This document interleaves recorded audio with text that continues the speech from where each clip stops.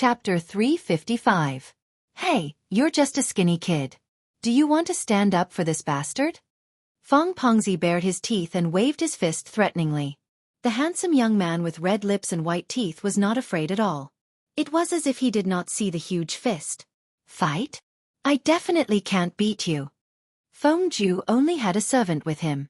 Although he had learned horsemanship, archery, and swordsmanship, he could only defend himself. He was not lethal enough. But Fong Langjun is bullying me with numbers. Isn't it a bit too much? If you can't beat me, get lost. Don't nag in front of me. Either you stand and watch him get beaten, or you come and get beaten up together. This is Shangjing. Who doesn't know my name? How dare a jealous scholar come and stir up trouble? Feng Ju's eyebrows relaxed and he said leisurely, although I'm not Fong Longjuan's opponent, it doesn't mean that no one can subdue you. Fong Pengzi responded with an "oh" and said nastily, do you want to go home and beg for help? There's no need for that. Feng Ju suddenly revealed an evil smile. It was as if a pure white drawing paper was dyed with a thick and colorful line. Fong Langjun, do you dare to bet with me? If you win, I won't care about Huang Longjuan's matter. If you lose, this matter will be written off. Fong Pengzi snorted. Although he had a fat pig's ears and no ink on his chest, it did not mean that he was really a pig. This bet doesn't benefit me at all. Fong Pengzi sized up Feng Ju with a pair of sneaky eyes and then said nastily, why don't we change the bet? If you win, it'll be written off. If you lose, you'll spend a night with me. How about that? As soon as he said that, everyone's expression changed. Feng Ju's eyes flickered and revealed a frightening murderous intent. Fong Pengzi was frightened. His legs turned to jelly under the gaze, but he still straightened his chest. Secretary Huang's grandson did not expect things to turn out this way. He hurriedly scolded Fong Pengzi. Shut up. You really dare to say anything. Brother Ju is the third Langjun of the Feng family in Shangyang. Aren't you afraid of offending people? He deliberately emphasized the words, third Langjun of the Feng family. When Jiang Pengji heard this, she secretly sized up Feng Ju. She thought to herself, this is Feng Jin's third brother? Feng Ju's attire looked simple, but the material of his clothes was exquisite. With one look, one could tell that he was either rich or noble. Fong Pengzi did not expect him to have such a powerful background. Although the head of the secretariat, Feng Ren, had retired long ago, the prestige of the Feng family in Dongqing was still unshakable. Fong Pengzi wanted to retreat, but he didn't want to show any fear on his face. Feng Ju sneered and said, sure. Brother Ju. Secretary Huang's grandson looked regretful. If he had known this would happen, he wouldn't have dragged Feng Ju into this quagmire. Fong Pengzi secretly cursed in his heart. Since Feng Ju didn't give him a way out, then everyone was in a difficult position. What are we betting on? Fong Pengzi asked. Feng Ju pointed at Jiang Pengji, who was watching the show from the side. Whoever can take away a personal item from this Langjun will be the winner. What do you think? Jiang Pengji was confused. The audience in the streaming room also reacted. He was trying to divert the trouble to someone else. Xylitol chewing gum. No way. Young Feng Jin's brother is so black-bellied and hateful. He actually framed the streamer? Ling Long Mabao. You're so naughty. The streamer is really unjustly implicated this time. Noodle House Lao Ciji. Why do I feel that this brother Ju has already recognized the streamer's identity and wants to ask for help? Feng Jin knows the streamer. He must have told his brother about the streamer's terrifying combat power. He said that the streamer can fight 100 people alone. Everyone was confused by the content of the bet. Fong Pengzi was the first to react. He was so angry that he almost stomped his feet. Bah, you must know this person. This is cheating. Feng Ju looked innocent and said, I don't know this Langjun. Jiang Pengji frowned unhappily. Her hands were a little itchy. She said, I don't know him either. Fong Pengzi smiled evilly. Since you don't know him, this bet is much easier.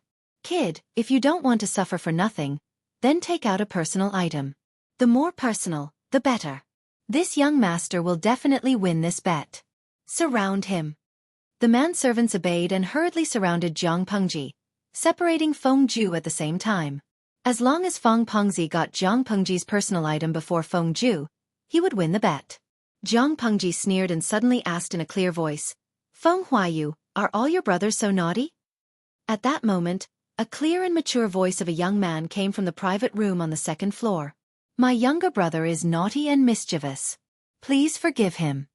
As soon as the voice fell, a young man wearing a jade crown and a watercolored scholar's robe lifted the bead curtain of the private room and walked down the stairs. Looking closely, it was not Feng Jin, Feng Huayu, whom they had not seen for a few years. The young man's appearance was magnificent. His facial features were slightly similar to the young man from before. When the two were put together, it was obvious that they were biological brothers. Even so, he shouldn't have made such a bet. If he had lost, how would it have ended? Jiang Pengji was puzzled. In her opinion, the upbringing of the Feng family could only produce a gentleman like Feng Jin. How could they have produced someone as rebellious as Feng Ju? He was bold and willful. He even dared to agree to the terms of the bet. This kid had a good temper. With Jin watching over him, nothing will happen. After not seeing him for a few years, Feng Jin's impatience and immaturity had disappeared under the tempering of time. What was left was the smoothness and transparency of pearls and jade. He was like a pearl that had been dusted off. He shone brightly, warm and not dazzling. What about my reputation? Nothing would happen to him, but his reputation would be bad if it was spread out. Feng Jin's lips moved slightly. There was a hint of helplessness in his eyes. There's no need to worry when there are too many debts. Among the three brothers of the Feng family, only Feng Ju was a freak. His rebellious temperament was unknown to whom he got it from. Jiang Pengji understood after hearing his words. Jiang Pengji and Feng Jin reminisced about the past. Feng Pengzi felt that he had been left out. He was unhappy and was about to throw a tantrum. Feng Pengzi stomped his feet and pointed his fat finger at Jiang Pengji. His expression was slightly ferocious. "Who cares who you are? Capture this kid and remove his clothes. Didn't you want a personal item? I'll take it all and make this bet lose for sure." Feng Jin looked at Feng Pengzi with pity. He was acting recklessly. Feng Ju's eyes moved back and forth between his brother and Jiang Pengji. No one knew what he was thinking. "Take good care of my accountant. If he loses even a strand of hair, Huayu, you can't afford to pay for it." Jiang Pengji threw the sandalwood fan in her hand into Feng Jin's arms and entrusted Xueqi to him. On the side, Princess Yaina glanced at the handsome Feng brothers with coquettish eyes. They were a feast for the eyes and made one's fingers twitch. She wondered where Lu Shi came from. He actually knew so many young talents. Feng Jin smiled happily. "Of course I'll ensure that Xiaoyu will be fine." The audience in the streaming room could not help but cover their eyes. The scene that followed was too bloody. They could not bear to look at it. "Hee, have you thought it through?" Feng Pengzi was still unaware of his imminent death. He thought that Jiang Pengji was afraid of trouble and wanted to take the initiative to admit defeat. "Remove your clothes. Do you know who my father is?" Jiang Pengji asked. Feng Pengzi was furious. "I don't care who your father is." "Yes, you don't have to care who my father is, but you have to know who I am." Chapter 356. You don't need to know who your father is, but you need to know who your father is. Hearing Jiang Pengji's declaration, Feng Ju was stunned on the spot. A wanton evil smile appeared on his face. "Second brother, is this the Lu Lanting that you always talk about? It's true that hearing about you is not as good as meeting you in person. What a madman. Not to mention anything else, just this rebellious arrogance was quite to his liking." Feng Jin secretly caught a glimpse of his younger brother's infatuated expression. He couldn't help but raise his hand and tug on his sleeve, pulling him out of the battle circle. He didn't want his third brother to be innocently implicated. If he was beaten up by Jiang Pengji, he would have been beaten up for nothing. There would be no place for him to argue.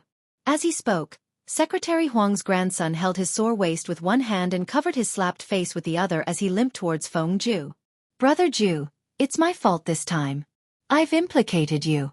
"Hiss, this stinking fatty, it hurts a lot when he hits me." Secretary Huang's grandson grimaced in pain. In terms of nominal age, he was 2 years older than Feng Ju, but in terms of months it was only 2 or 3 months a year. Probably because he often fell and rolled, he looked stronger than his peers, but his head was a little injured. Feng Ju secretly held back his laughter and revealed concern on his face. It's fine. It's just that when Bogeo returns this time, I'm afraid he will be punished by the family Lorot Tan. When he heard the words family technique Rot Tan, his face, which looked as if a palette of colors had been overturned, became even more distorted, making him look even more abstract. Alas! Don't talk about it. I'll definitely be beaten when I go back this time. Secretary Huang's grandson looked sullen, and his face was full of drama. When he was free, he secretly glanced at Feng Ju. Seeing that Feng Ju had no intention of distancing himself from him, he secretly breathed a sigh of relief. To be honest, even if he hated others who humiliated him because he was the descendant of a eunuch, he could not deny his family background. It was also the source of his inferiority complex. It was not easy for him to meet a like-minded friend who came from a prestigious family. He really did not want to lose Feng Ju because of this. This is Huijie's good friend? Feng Jin did not care about the chaotic situation on the field, because he knew very well that those minions were not even enough to fill the gaps between their teeth. Feng Jin's younger brother was called Feng Ju. His courtesy name was Huijie. This generation of the Feng clan's descendants were mostly named with words related to jade. Hearing Feng Jin mention him, Secretary Huang's grandson quickly put away his playful expression and said seriously, "That's me." Feng Ju introduced, "Second brother, this is Huang Song, the classmate and good friend I've always mentioned. He's the disciple of the great scholar Mr. Ji." Dongqing had a strong academic atmosphere, and there were many great scholars. Although the Mr. Ji that Feng Ju mentioned was not comparable to Master Yuan Jing, he was still a very famous great scholar within the borders of Dongqing.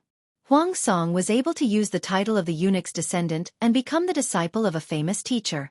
Obviously, he had some skills. Huang Song hurriedly said, "I don't deserve it. Second brother Feng can just call me Bogeo." Feng Jin smiled gently and nodded. "Then it would be impolite of me to refuse." Huang Song was very sensitive to the emotional changes of others. He immediately knew that Feng Jin was keeping a distance from him. He wasn't too upset about this. If others knew that he was Secretary Huang's adopted grandson, they would have covered their noses and walked away. Very few people were willing to have a normal conversation with him. Feng Jin's attitude was actually very good. He was so focused on recognizing people that he almost forgot that Jiang Pengji was still fighting with Feng Pengzi. Huang Song slapped his forehead with one hand and hurriedly turned to ask Feng Ju, "Brother Ju, should we call for help?" Feng Ju lowered his eyelids and pouted. "Does he look like he needs help?" As soon as he finished speaking, Huang Song also turned his head to look at the situation of the fight in the hall. He happened to see a huge black shadow fall at his feet. Huang Song was so scared that he hurriedly took 2 steps back. He was still in shock. "Come. Now tell me, who's the father?" "You're the father. You're the father." Feng Pengzi could still be arrogant at first, but as the servants died one by one and became paralyzed at his feet, his confidence became more and more fragile. He was like a snail that had its shell removed, revealing its tender body to be trampled on by others. He didn't feel the slightest sense of security. In an instant, he responded to whatever Jiang Pengji said with tears and snot flowing down his face. Jiang Pengji lifted her leg and kicked the servant who was blocking the way aside. She grabbed Feng Pengzi's collar with one hand and lifted him up with one hand while Huang Song's eyes almost popped out of his head. "Say it again. My ears aren't good. I didn't hear it." "Father, you're my father." Feng Pengzi was tall and sturdy, but it was all fat. He was shorter than Jiang Pengji by a head. Now that she lifted him up like a little chick, he was scared out of his wits. He shrank his neck like a quail and spoke incoherently. When Huang Song saw this, he was secretly speechless. He almost bit his tongue. He muttered in a low voice, "Oh my, that damn fatty weighs more than 2 dawn," but he actually lifted him up with one hand. This is simply innate divine strength. 1 dawn was equivalent to about 50 kilograms. 2 dawn was a full 200 kilograms. And this was just an estimated figure. Looking at Feng Pengzi's body size, he was at least 240 kilograms. His arms were thin, but he didn't expect his strength to be so great. Only then did he realize that Jiang Pengji had single-handedly defeated all the servants and fighters that Feng Pengzi had brought. Everyone had been beaten black and blue. Even though no one had died, looking at the degree of swelling, They would not be able to leave the house for the next 2 weeks and would not be able to see anyone. When he saw this, Huang Song's eyes revealed his appreciation for talent. He was eager to make friends with her. It's not a secret that Lang Jun was born with divine strength. Xueqi chuckled, as if the person who emitted the aura of a ruffian was not his Lang Jun. May I know where your Lang Jun's ancestral home is and where he lives? Huang Song asked with his hands cupped together. He was rather gentlemanly. My Lang Jun's ancestral home is in Hejian. He has lived here for a long time. His family is Lu, Xueqi said plainly. When Huang Song met his eyes, he faintly felt a sense of fear, as if his thoughts had been seen through. The magistrate of Chongzhou, Lu Shi, is Lang Jun's father. This background was not something that the descendants of eunuchs could covet. Xueqi added silently in his heart. Lu Shi's son Lu Shi? Huang Song suddenly thought of something. Are you saying that he is the Lu Shi who was born with divine strength and chased the tiger across the ravine? Chased the tiger across the ravine. This was a term used to describe a fierce general in the previous dynasty. It meant that this person was incomparably fierce. Even a ferocious tiger would break into a run when it saw him. Although Zhang Pengji was also born with divine strength, her reputation was not prominent. Until she left Langyi, she gambled with someone and killed 2 tigers. She even brought the 2 tiger carcasses around the city and flaunted them around her opponent's house. She was so angry that she vomited blood. Her fierce reputation spread because of that. Chapter 357. That's right. Xueqi nodded calmly. Huang Song completely gave up. Talented people were everywhere, but his status was low. There was no way for him to attract talented people, let alone Lu Shi's son. However, even if he could not be recruited, he could treat him as a friend. Seeing that he was so bold, he should be a broad-minded person who did not adhere to the secular world. Thinking of this, the regret in Huang Song's heart calmed down a little. He continued to watch the farce. Zhang Pengji looked at the bruise on the fat man's left eye. Driven by her obsessive-compulsive disorder, she simply hit his right eye too. It was symmetrical. Bah, I can't give birth to a good-for-nothing son like you. If I give birth to you, you'll definitely be a wall-climbing sissy. Such ridiculing words made all the guests in the hall laugh. In terms of sarcasm, Zhang Pengji's words were really sarcastic, extremely sarcastic. Aren't you afraid of being torn into pieces? The fat man was called back to his senses by the laughter. He was so embarrassed that his face turned red. He mustered up the courage to threaten her. If you have the cheek to ask your father to come over, I don't mind beating him up too. Zhang Pengji was not joking. If the fat man really dared to shout, she really dared to beat him up. The fat man was so angry that his face turned red. Zhang Pengji felt that she was not angry enough and added another sentence. However, if that's really the case, you'll have to call me grandpa when the time comes. As soon as the sentence was said, many people did not come back to their senses. They did not understand what she meant. Only Feng Jin, Feng Ju, and Xueqi were quick-witted. They understood the meaning behind it and almost choked on their own saliva. Huang Song was also quick-witted. He understood after a while. Zhang Pengji's words were very clear. She would beat the fat man up and ask him to call her father. If the fat man's father came, he would definitely be beaten up until he rolled on the ground and called her father. In that case, the fat man would become a grandchild and have to call Zhang Pengji grandpa. These words were really sarcastic. Get lost. I never leave anyone alive when I fight. If it weren't for your fathers, your corpses would be cold. Zhang Pengji sneered and threatened him. If you go back and complain, go ahead. This young master would like to hear whether it is you or me who is in the right. Although the cause was Feng Pengzi and Huang Song's fight for the top spot in the tea house, in the end, Feng Pengzi actually wanted to strip Zhang Pengji naked and humiliate her. This was no longer a simple conflict. If things got out of hand, it would not be easy to resolve.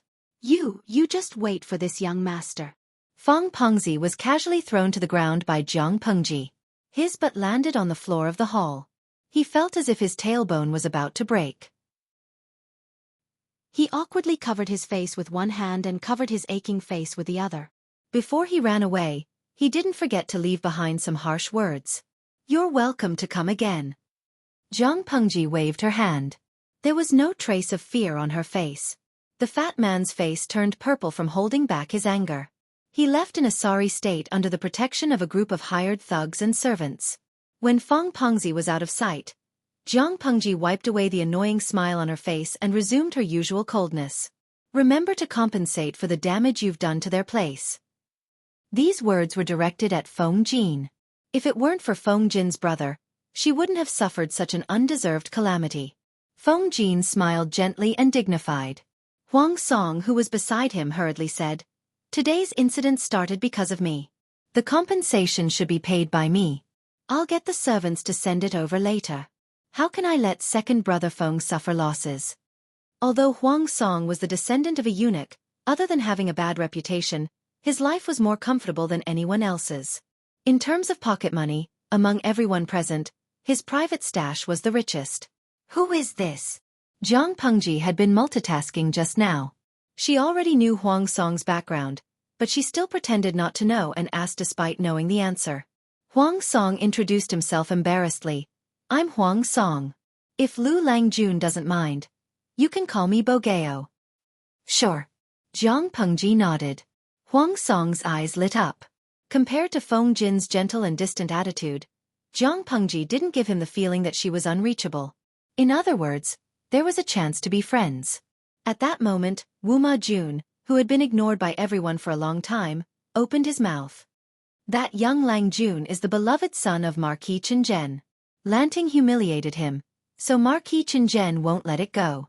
Marquis Chen Zhen was actually General Feng, who controlled 100,000 imperial guards in Shangjing. "What's there to be afraid of? If he has the guts to come and reason with us, we'll bring out the facts and reason with him. Who doesn't have a father in this day and age?" Jiang Pengji snorted. Her last sentence of "competing for a father" made Wu Ma Jun swallow his unfinished words. Feng Pengzi had brought 20 to 30 fighters with him, but they couldn't beat him and were killed instead. If General Feng was shameless, he could go ahead and announce it. If he really wanted to cause trouble for her, Jiang Pengji didn't have to be afraid. Competing for a father was fine.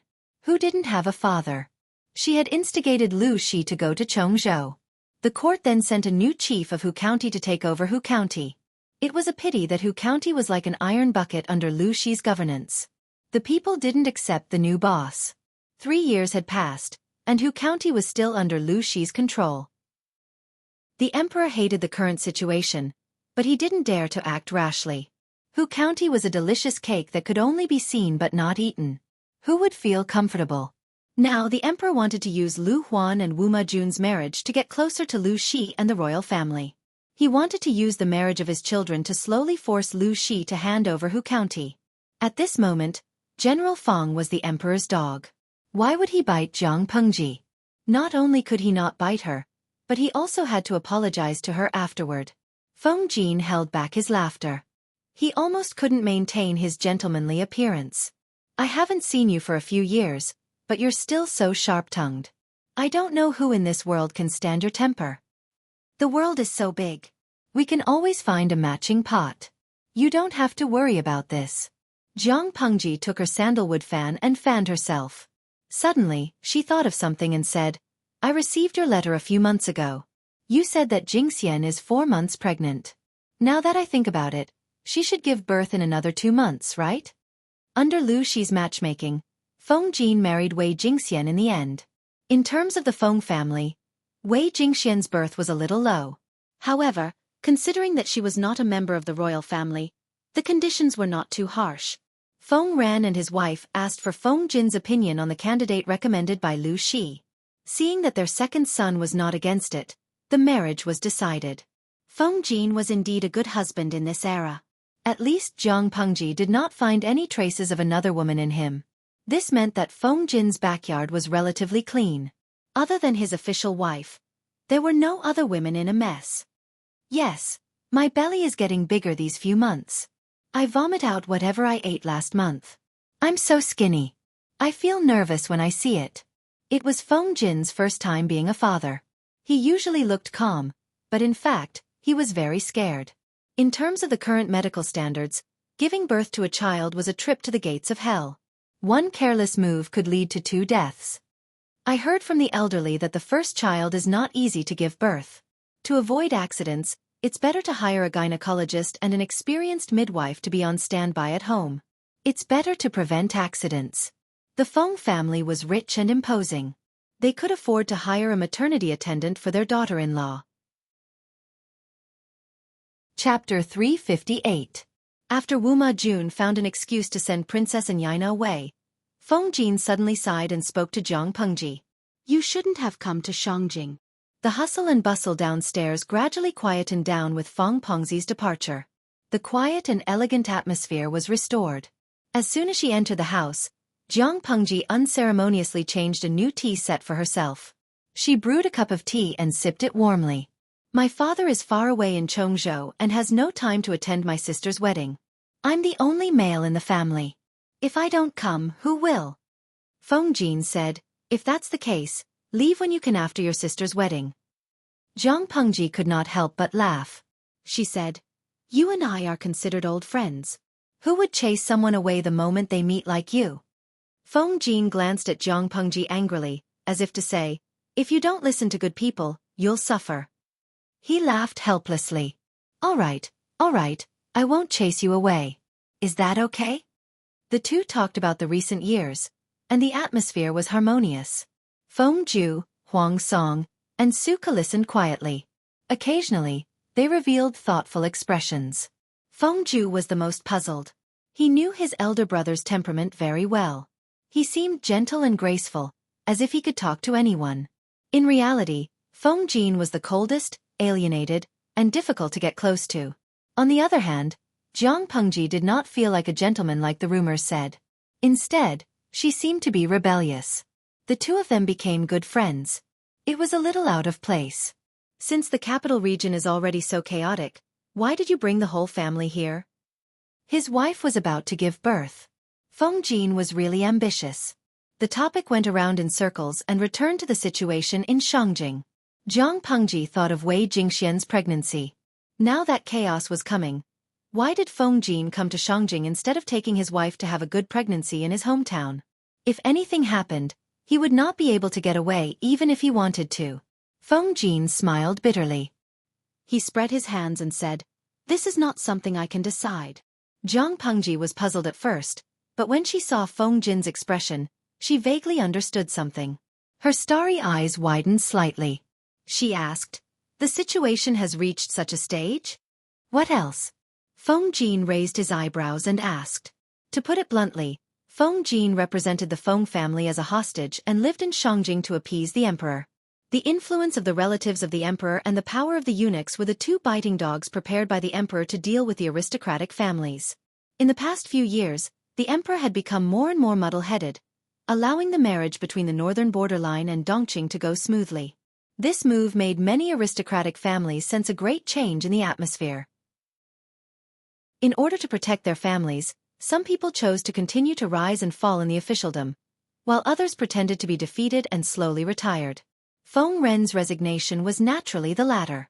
However, the emperor did not trust the Feng family at all.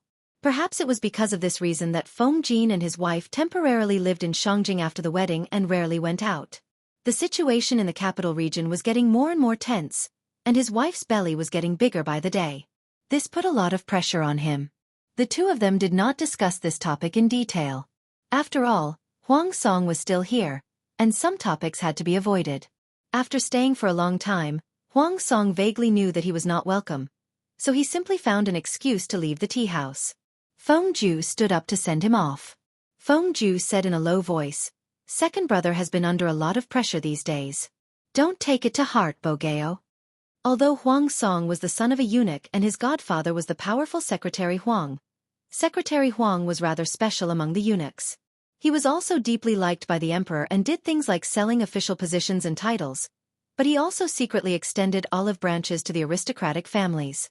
Yes, Huang Song's godfather, to put it bluntly, was on the fence. He was on good terms with both sides and did not offend either.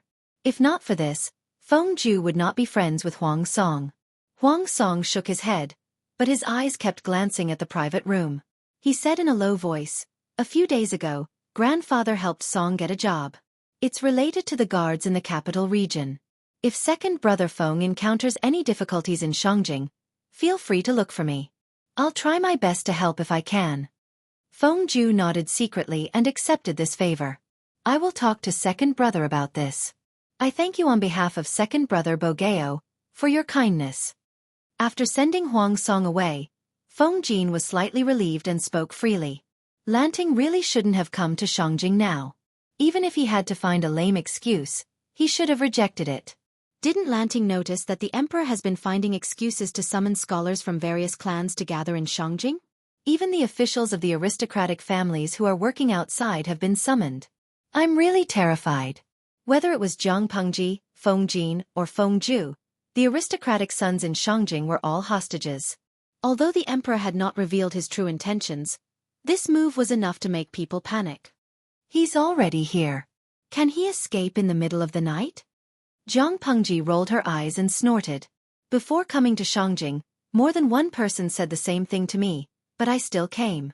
I'd like to see what he's up to. Feng Jin had a headache. He silently mouthed.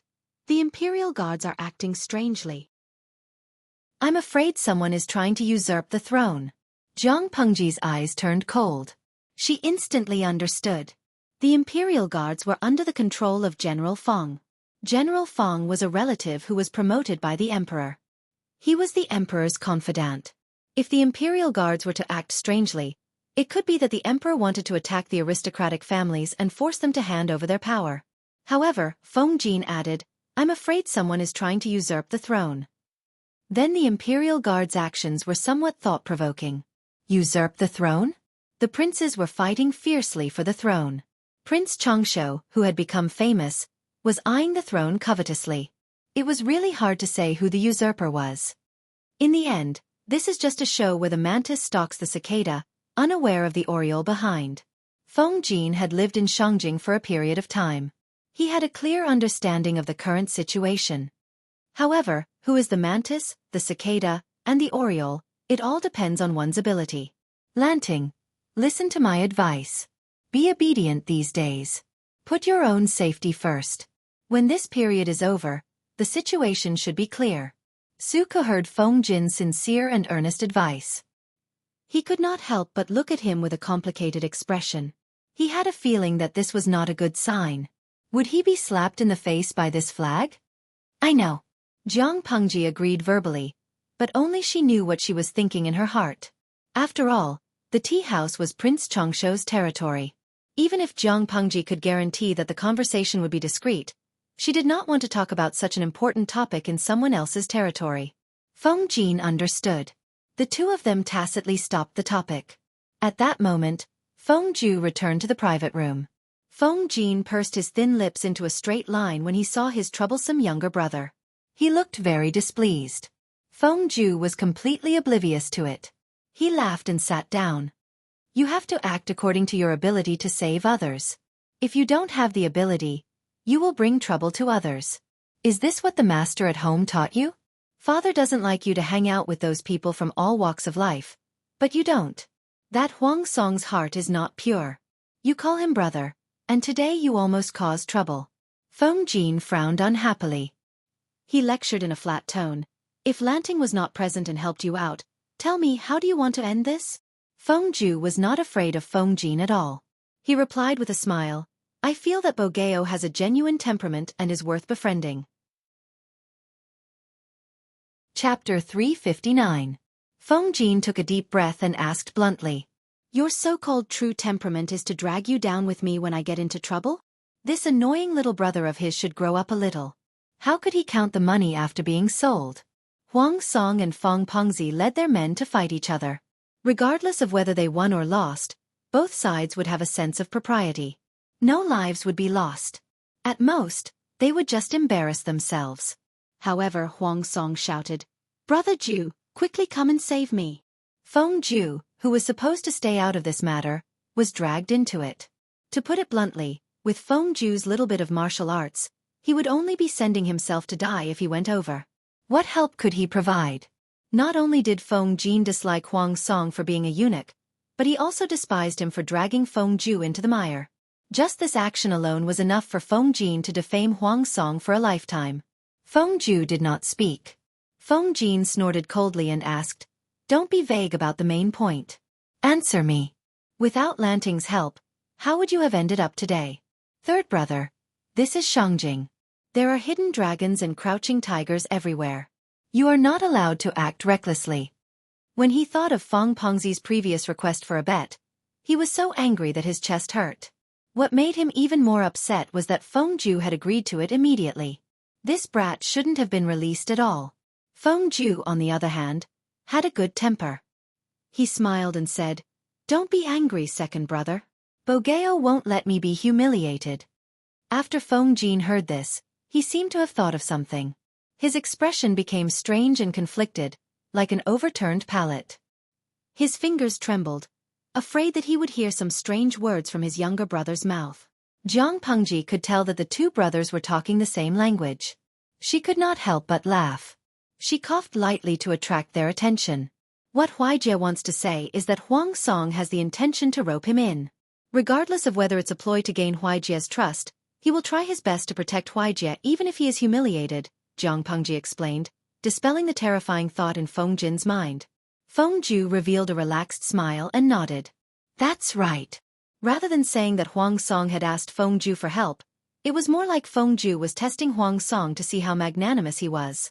Even without Jiang Pengji's help, Feng Ju was confident that he could escape unscathed. His brother was worrying too much.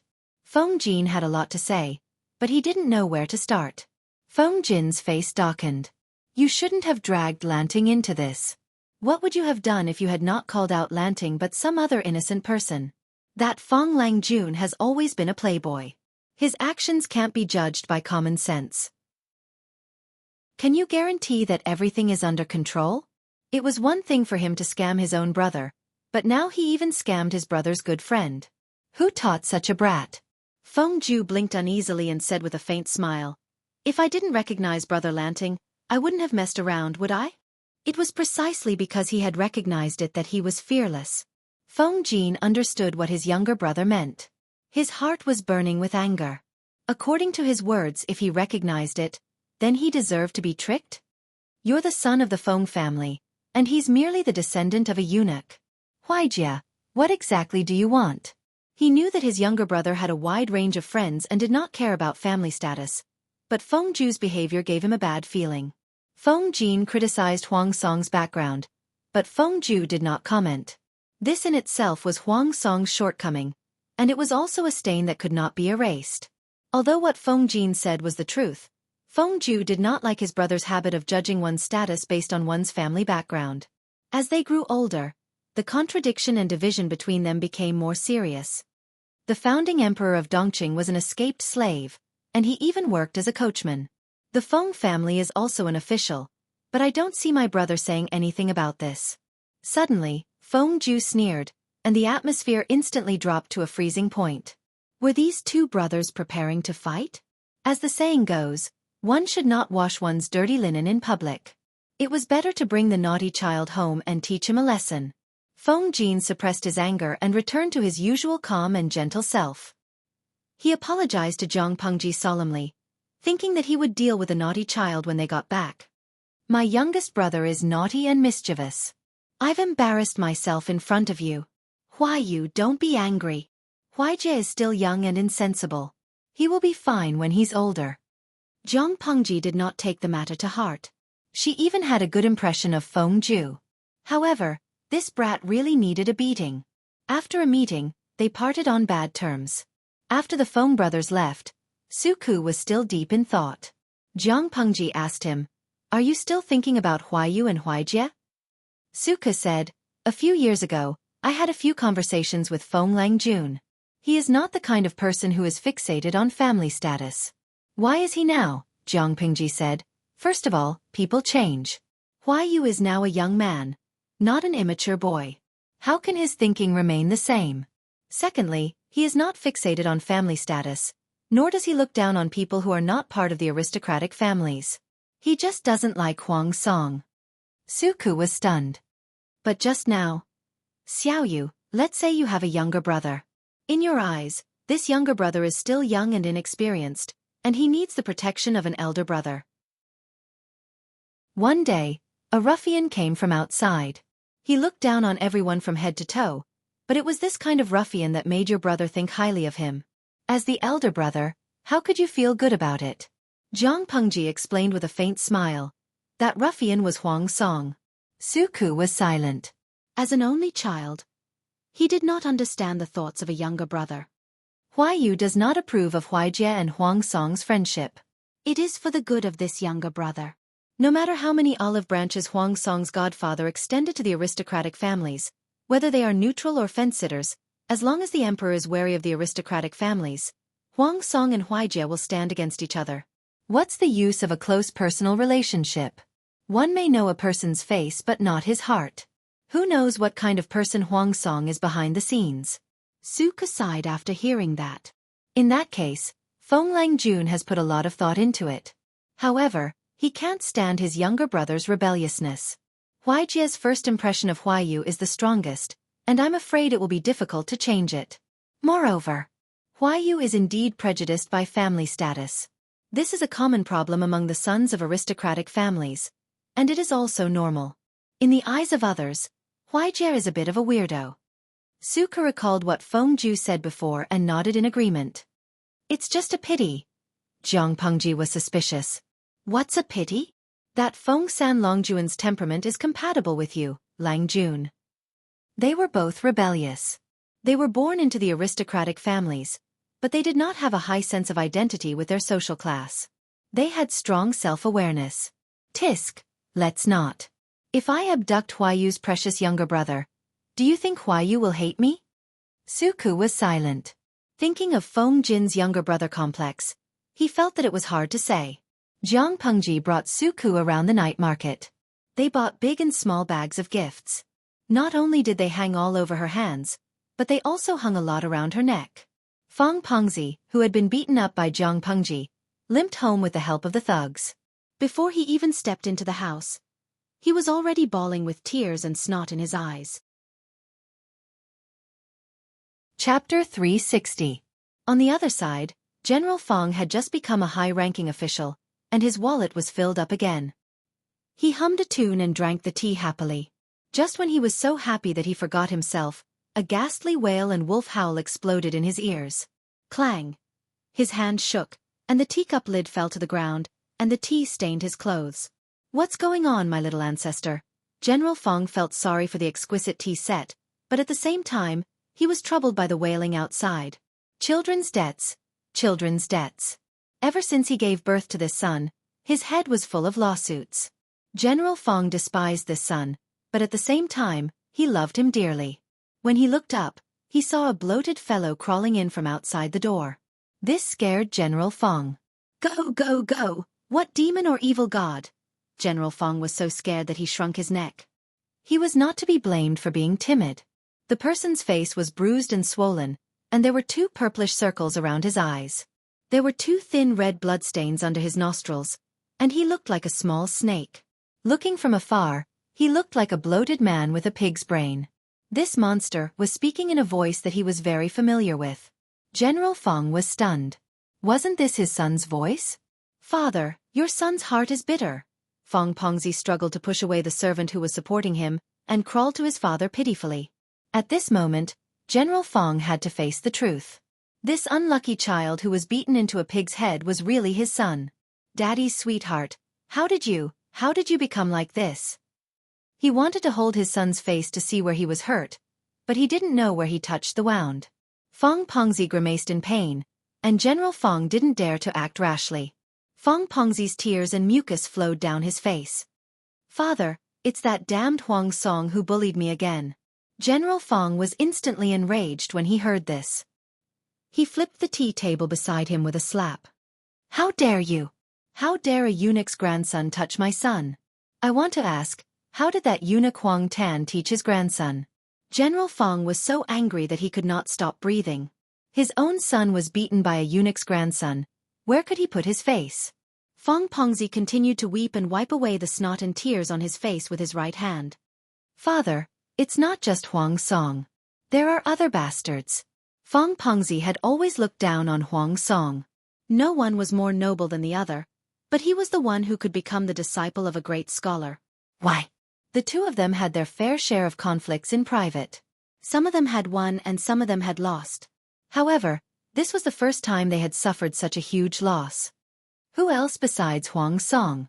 General Feng had a fierce face and his palms, which were as big as a cattail leaf fan, were covered with thick calluses. Coupled with his burly and obese body and his fierce expression, he looked somewhat dignified. But everyone knew that General Feng was of humble birth. Before he became Marquis Chenjian, he was a street peddler. Feng Pengzi said vaguely, "There's another kid. I don't know where he came from." General Feng was silent for a while. Although he felt sorry for his son, he was not blind. There was something wrong with Feng Pengzi's attitude. It was obvious that he was hiding something. This made him more cautious. He simply called his son's lackey over and asked him in detail. After a detailed inquiry, General Feng almost clutched his chest and breathed his last. "Evil creature. Who asked you to provoke them?"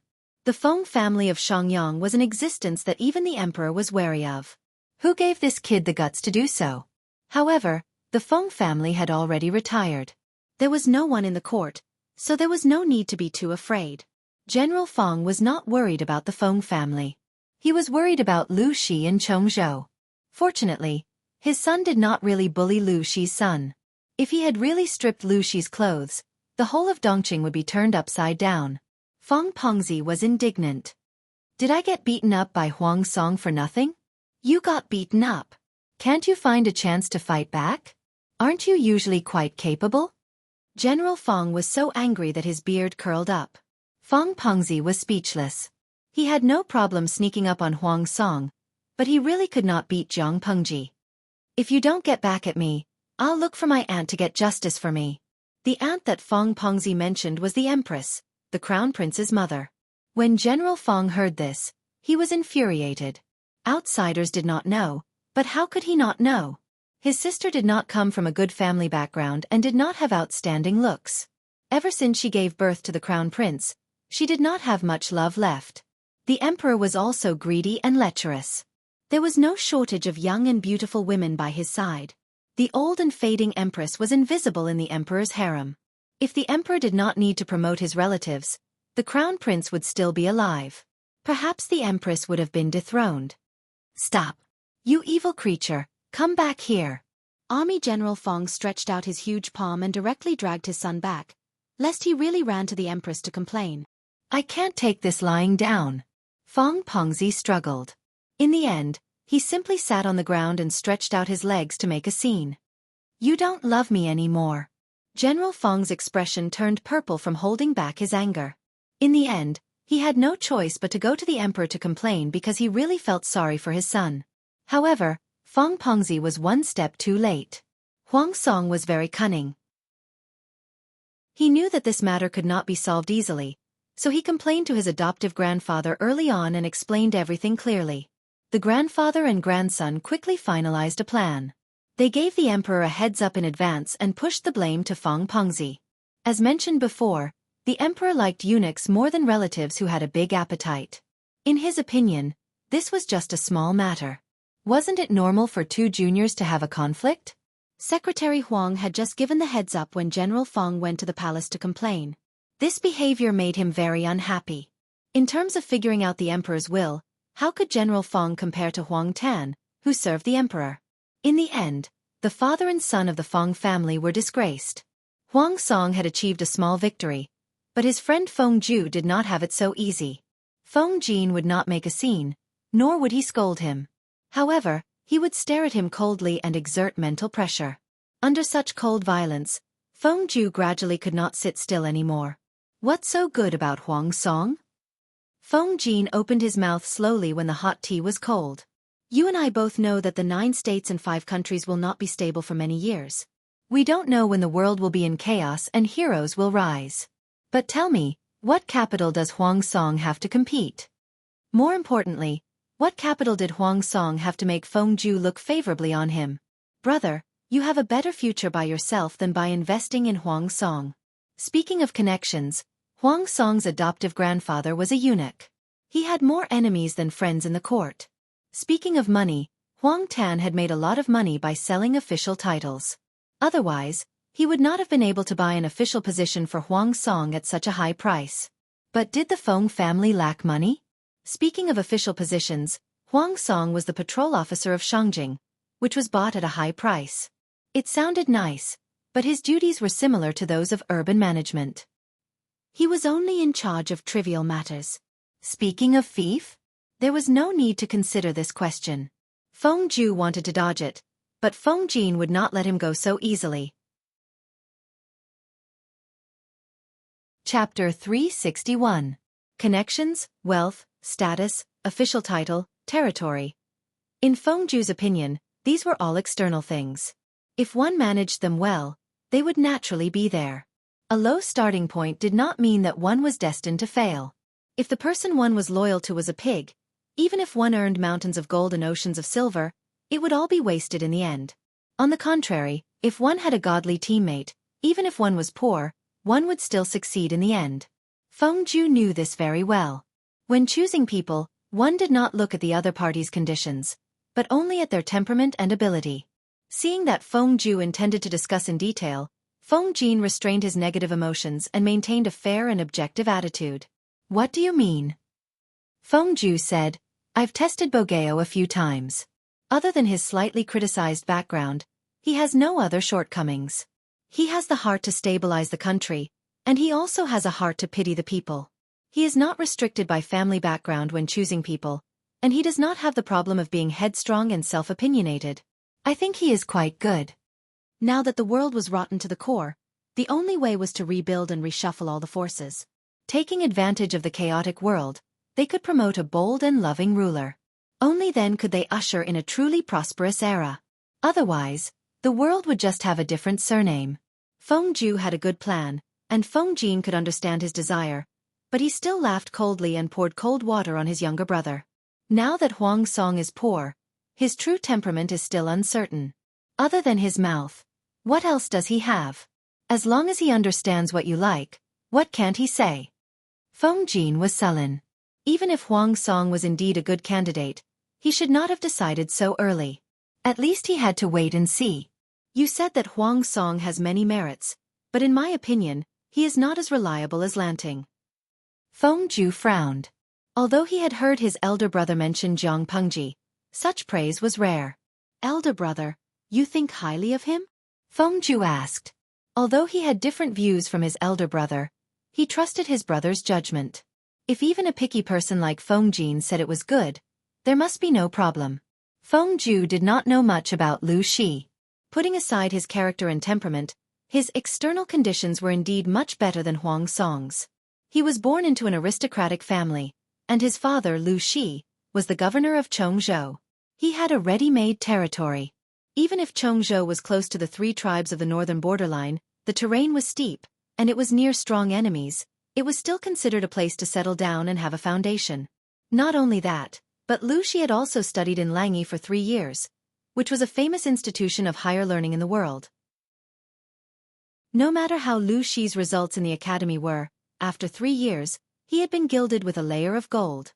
Not to say that he was knowledgeable, but at least he was better than Huang Song, who was half illiterate. When the two of them were put side by side, Huang Song did not have the slightest ability to resist in terms of external conditions. Feng Jin's expression froze. After a while, he understood the hidden meaning behind his brother's question. After a long time, he shook his head. Lanting is not that ambitious. It's impossible. Lu Shi was indeed a good person. Everything about him was good, except for his gender. He was born a girl. Feng Jin was not bound by the prejudice of the world, but he had never thought of letting a woman ascend to the throne. It was simply unbelievable. Feng Ju instinctively felt that his elder brother was lying, but he also understood Feng Jin's attitude. A long journey tests a horse's stamina, and time reveals a man's heart. It's better to be cautious about this kind of thing that will cost you your life. Feng Jin's expression softened a lot, and he advised his younger brother, I'm not stopping you, nor am I biased against Huang Song. I just hope that you can be more cautious about this kind of thing. The world is not completely chaotic yet, and it's still too early to make any plans.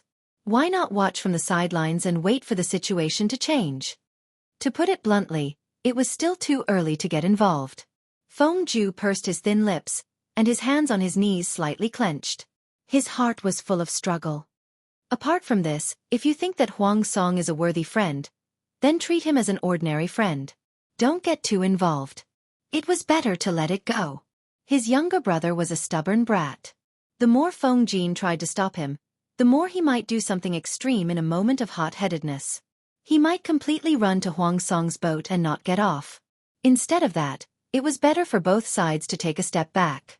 Starting with a friend who could get along as an equal would also give Feng Ju more time to think about Huang Song's character and carefully consider his own future. I understand. Feng Ju sighed softly. His relationship with Huang Song was not so good that they could wear the same underwear. Naturally, his brother was more important.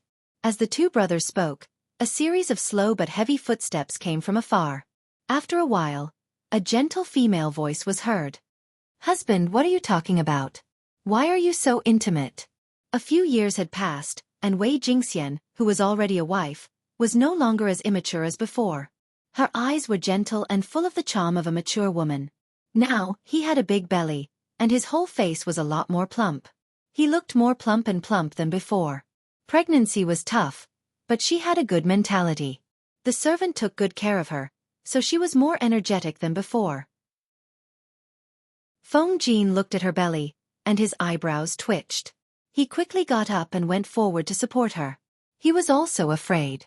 Every time he saw her big belly, he felt his whole body heavy, and his nerves could not help but tense up. Second sister-in-law, come and control second brother. Feng Ju bowed and waited for Feng Jin and his brother to sit down before sitting down again. He complained half-truthfully, second brother and I haven't seen each other for a long time. We should be catching up with each other, but he just won't let go of his studies and wants to test us. Wei Jingxian pinched her handkerchief and covered her mouth with a chuckle. Husband often says that youngest brother is talented and smart, but he may not be able to test you. Second sister-in-law is really good at talking. It's comfortable to hear. Unlike second brother, who only reprimands. Feng Jin glared at him, and the two brothers exchanged a few glances. As they grew older, the relationship between Feng Jin and Feng Ju gradually became tense. Wei Jingxian found out not long after she married into the family, but she could not say much due to her identity. She could only try to ease their relationship. I've prepared some light wine and dishes. I wonder if husband and youngest brother will do us the honor? You're heavy. You can leave these small things to the servants in the future. You don't have to do it yourself. Feng Jin urged her earnestly, but whether Wei Jingxian was willing to do it or not was not something he could decide. They brewed tea, boiled wine, and drank 2 cups with exquisite dishes. The two enjoyed the meal and temporarily forgot about what happened just now. Feng Ju secretly looked at the heavy second sister-in-law, then looked at second brother, who was frowning slightly. His heart softened. It was better for him to listen to his second brother's advice and observe the situation from the sidelines for now. The sky was dark. Feng Ju stayed in the guest room, and Feng Jin and his wife also prepared to sleep. Before going to bed, Feng Jin suddenly thought of something. It's the wedding of the 4th prince and the daughter of the Lu family's concubine.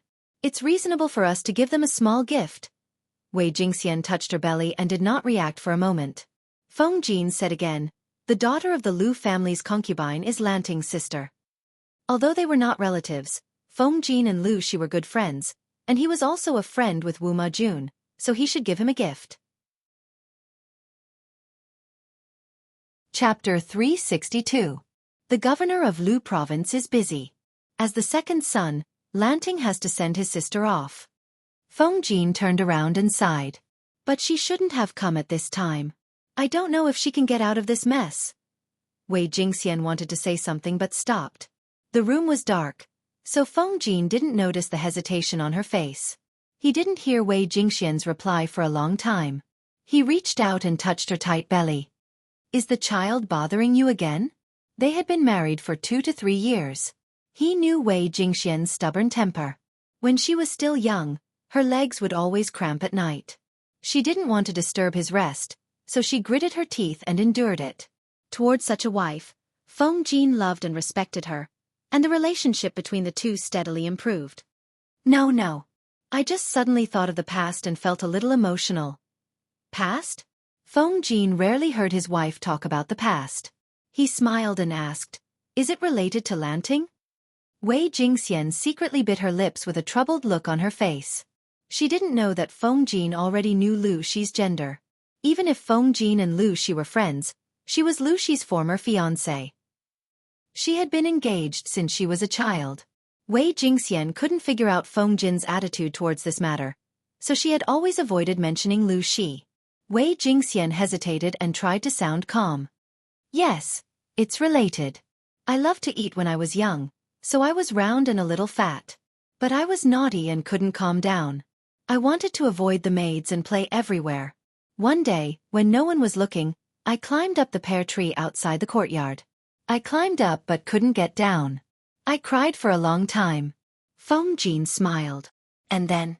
I don't know if it's because children are similar in nature. The maids looked for me and almost cried, but Lanting found me. I was worried that I would be punished by the elders in the family, so they didn't let me ask the adults for help. But I didn't dare to go down.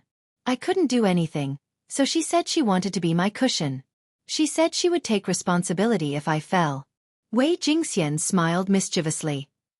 "Madam must have been very cute when you were young. What happened after you jumped down? Was you safe and sound?" Since it was round and smooth, it must have hit Lu Shi when it jumped down. Thinking of that scene, Feng Jin felt inexplicably pleased. Wei Jingxian said, "I'm fine, but Lanting's muscles and bones have been hurt." Feng Jin held back his laughter and teased, "If that's the case, I should prepare a small gift for Lanting tomorrow to thank her for her kindness."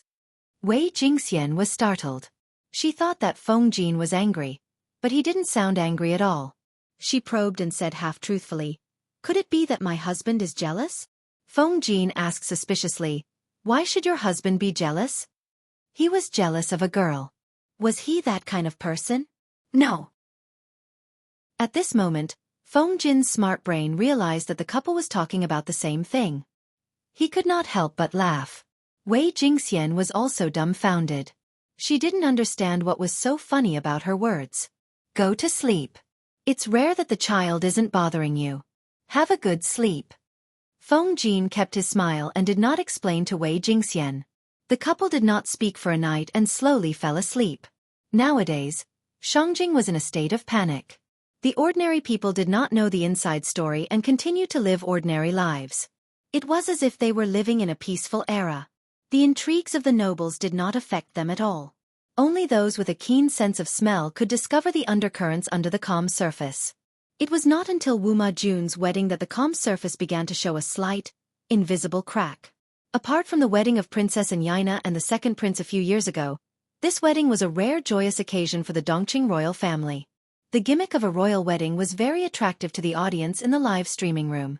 "Wah milk. #rubbing face. It's the streamer's sister getting married. Why am I so nervous as if it's my own wedding?" Yang Kuaixian. The person above feels the same. "I'm very nervous too." The streamer did not attend the second prince's wedding. Now that the person getting married is the streamer's sister, she can watch the ancient royal wedding in person. If she watches it, it's the same as us watching it. There was no feudal empire in the audience's dimension. The royal family was an unfamiliar word to the ordinary people. With their limited imagination, they could not imagine how grand an empire's wedding would be. During the few days when her sister was getting married, Jiang Pengji was very low-key. She stayed in the residence most of the time and only went out to visit a few times. Most of the people she visited were Lu Shi's friends in the officialdom. The content of the conversation was also boring and had no nutritional value. It was like the calm before the storm. As the date of the wedding approached, the atmosphere in the whole of Shangjing became more and more strange. Early that morning, Jiang Pengji started the live streaming. 150,000 viewers flooded in instantly. With Takshi's help, Jiang Pengji washed her hands carefully and put on a festive dress. She glanced at the bullet screen in the live streaming room and smiled faintly. "Host V. Am I handsome?" As soon as she posted the bullet screen, her fans responded one after another. Various amounts of gifts flowed in like water. Therefore, Jiang Pengji, who was elegant and more handsome than the groom, was ready to go. She picked up the sandalwood fan in her hand and prepared to make things difficult for the groom. The wedding customs in Dongqing were like that.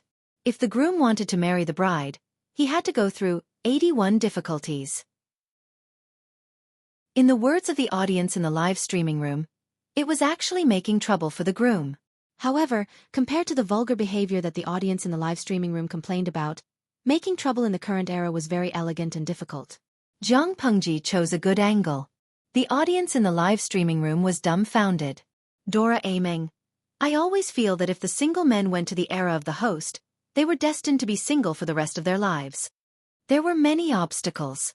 Not only did they test the 4 arts, but they also required the groom to recite poetry, dance, and play with ink.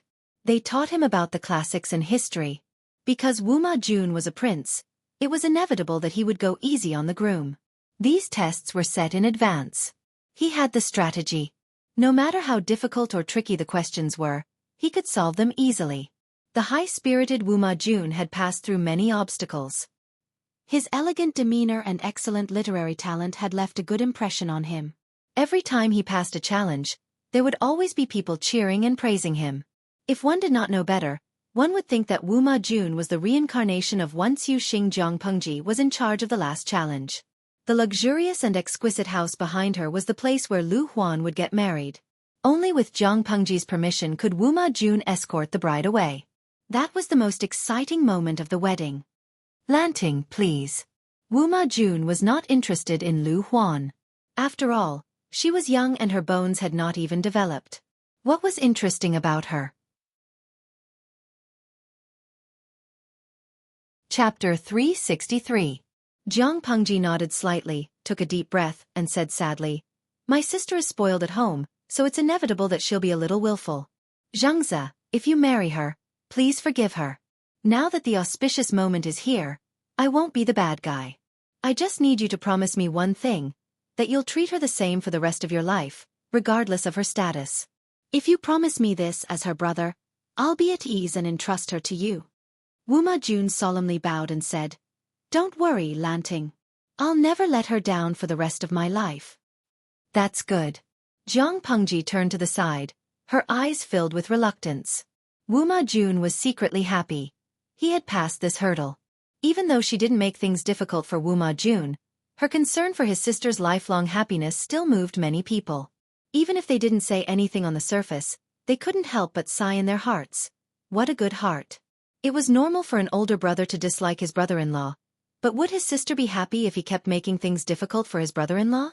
His brother-in-law was broad-minded, so he naturally wouldn't mind his brother-in-law making things difficult for him. If his brother-in-law was narrow-minded, he might implicate his sister. The wedding had already progressed to this stage, so it was impossible to go back on it. No matter how his brother-in-law made things difficult for him, his sister was already his. Instead of racking his brains to make things difficult for him, it was better to earnestly instruct his brother-in-law. With such imagination, Zhang Pengji's image as a good brother suddenly became three-dimensional.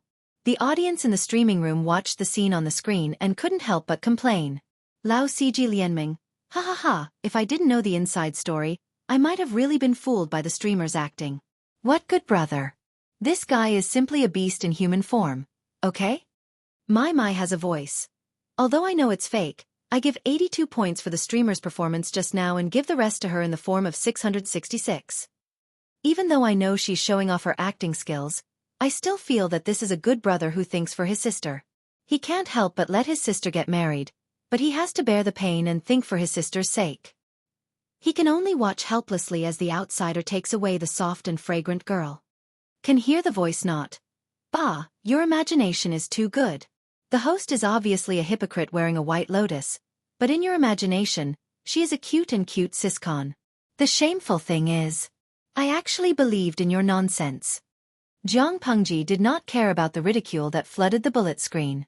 She stared blankly at Lu Huan, who was being supported by the matron of honor. Dongqing's wedding attire was different from what the audience in the live streaming room knew. Although the surrounding attire was a festive red, the groom's wedding attire was a very heavy black. The bride's wedding attire was mainly green and purplish.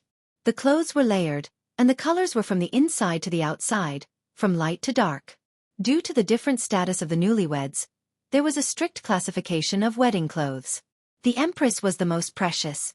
There were a total of 18 levels, and the colors and patterns of each level were strictly regulated. As the princess consort of the prince, Lu Huan's wedding dress was only lower than that of the empress and the crown princess. Her rank was higher than that of the princes, and she had to wear a total of 12 layers. Nowadays, there were no phoenix coronets and robes that the audience in the live streaming room was familiar with. There was also no such thing as a red veil. However, when Lu Huan carefully walked out, Jiang Pengji clearly saw that the bullet screen in the live streaming room had all turned into exclamation marks. Hairpins, ornaments. Each of them had 12 as their number. Her ink-like hair was tied up high and adorned with a gorgeous jade crown. Perfect flowers carved from jade adorned her hair. She was as charming as a real flower that had just been plucked from a branch. The pearls and jade on her head were dazzling. Some of the more knowledgeable audience members wanted to take a screenshot of the scene and zoom in to take a closer look at the ornaments on Lu Huan's head. Every time he recognized one of them, his heart would twitch. Finally, some of the audience members lamented. How is this a wedding? This is simply putting the most precious thing on her head, and it's so beautiful. Yingyang Kuaixian, I really want to hold a wedding like this. I wonder if Taoyang will release a luxurious wedding package after today's live streaming? If there is, I must drag my boyfriend to take a photo of it. I feel that it's more pretentious than a wedding dress. Can hear the voice not. Taoyang is omnipotent. After Xueqi's wedding, one of Taoyang's wedding stores immediately released the same package. I checked the sales later. It's selling 45,000 sets a month. It's really popular. Jiang Pengji's sharp eyes saw the contents of the bullet screen. She secretly raised her eyebrows. A businessman is indeed a businessman. He's good at grasping business opportunities. Lao Ciji Lianming, that wedding company? The simplified version costs $99.99. I saw the customer's reply and I almost died laughing. Look at how beautiful Xueqi and Xuanmei are. They will be together forever. But the buyer's show is simply a joke between a married couple. At this time, another audience member ridiculed. Grapevine Jiazi Do Lai. I agree with the person above. Do you know how expensive the wedding ornaments on the streamer's sister's head are? I'm in this line of work. Calculating the current market price, it's at least in the hundreds of millions. How can Taoyang's imitations, which cost a few dollars, be auctioned off for hundreds of millions? That's just the headwear. It doesn't include the cost of the wedding dress. Even so, there were still some greedy audience members who went to search for Taoyang. When the keywords were entered, a few pages of information immediately popped up. Unbeknownst to Jiang Pengji, this strange streaming room had created a huge storm in their dimension. Many industries had been born and many unemployed people had been saved. Of course, after these people became rich, they did not forget to reward Jiang Pengji. The streaming room was noisy. Jiang Pengji saw that there were too many bullet screen comments. She simply blocked them for a while. She raised her hand and took Lu Huan's hand. In the future, you will marry into the royal family and live a good life. If you suffer any grievances, you must tell your brother, Jiang Pengji said sadly. Her tone was a little choked and full of reluctance. Those who heard it were very touched. Lu Huan was vigilant, but she also knew that she could not undermine Jiang Pengji. She bowed to Jiang Pengji. Her eyes were filled with tears. Brother, take care. Facing Jiang Pengji, who was an Oscar winner, Wu Ma-jun and Lu Huan were at most popular actresses who had won the Newcomer Award. Their acting skills could be seen at a glance. Especially when Jiang Pengji was showing off her acting skills at that moment, and Lu Huan was absent-minded. Naturally, she was at a disadvantage. A royal wedding was naturally different from an ordinary one. If it was an ordinary person, the procedure would take a long time, but Wu Ma-jun was a prince. He had the upper hand. He easily welcomed the bride, Lu Huan, onto the luxurious wedding sedan that was carried by 8 people. He then mounted the horse in high spirits. Although the scale of the wedding was not comparable to that of Princess Anyina, the bride, Lu Huan's dowry was talked about enthusiastically by the people of Shangjing. 10 miles of red makeup, it lived up to its name. There were 100 tables of banquets in front of the 4th prince's residence. There was a dazzling array of seafood, delicacies, and exotic fruits. Although the cuisine in ancient times was not as developed as in the streaming room, they had sufficient ingredients. In their world, the protected wild animals, national protected animals, and world-class protected animals. In this era, as long as it was edible, it could all be served on the table. Coupled with the meticulous cooking of famous chefs and all kinds of lifelike carvings, it was simply gorgeous. There were 100 tables of banquets. As a member of the bride's family, Jiang Pengji naturally had to be treated as a distinguished guest. Chapter 364. Lang Jun, you can't bear to part with the second Nyongzi? Xueqi had already left his lowly status and found a seat in the corner as Lu Shi's right-hand man. He was eating delicious food. Seeing Jiang Pengji's unhappy expression, he was afraid that she would do something against the rules, so he secretly tested her. Why would I be reluctant? Jiang Pengji glanced at him and said, I just suddenly remembered something. A few years ago, the second prince and the princess of the northern borderline got married, and Shangjing was just as lively. It was a world of ice and snow, and 100 banquets were held. The atmosphere was heated. Now that I think about it, it coincides with today's scene. Xueqi was silent. Of course, he knew what happened that year. Shangjing had a severe snowstorm, but the wedding of the second prince and the princess of the northern borderline was still lively. 100 banquets were held for 9 days and 9 nights, but almost no one touched the food. In a world of ice and snow, the food was not tasty when it was cold. Not far away, people starved to death. The back of the second prince's mansion was full of food and buckets of swill. Thinking about these things, it would be strange if his Lang Jun could be happy. The 100 banquets were supposed to be a joyous occasion for the whole city, for the people, for the celebration of the new couple. In fact, ordinary people could not even get close to it, let alone sit at the table. Lang Jun, today is the second Nyongzi's big day. Even if you sigh, you should be happy. After being interrupted, Xueqi suddenly lost his appetite to eat. Like Xueqi, the bridegroom also lost his appetite. Wuma Jun was forced to drink 2 glasses of wine as a gesture. He walked into the bridal chamber with a faint smell of alcohol. Night had fallen, but when he looked at the bride sitting by the bed, with her young face and dry body, he could not arouse any sexual interest at all. The maid helped Lu Huan wash off her makeup and remove her heavy headwear.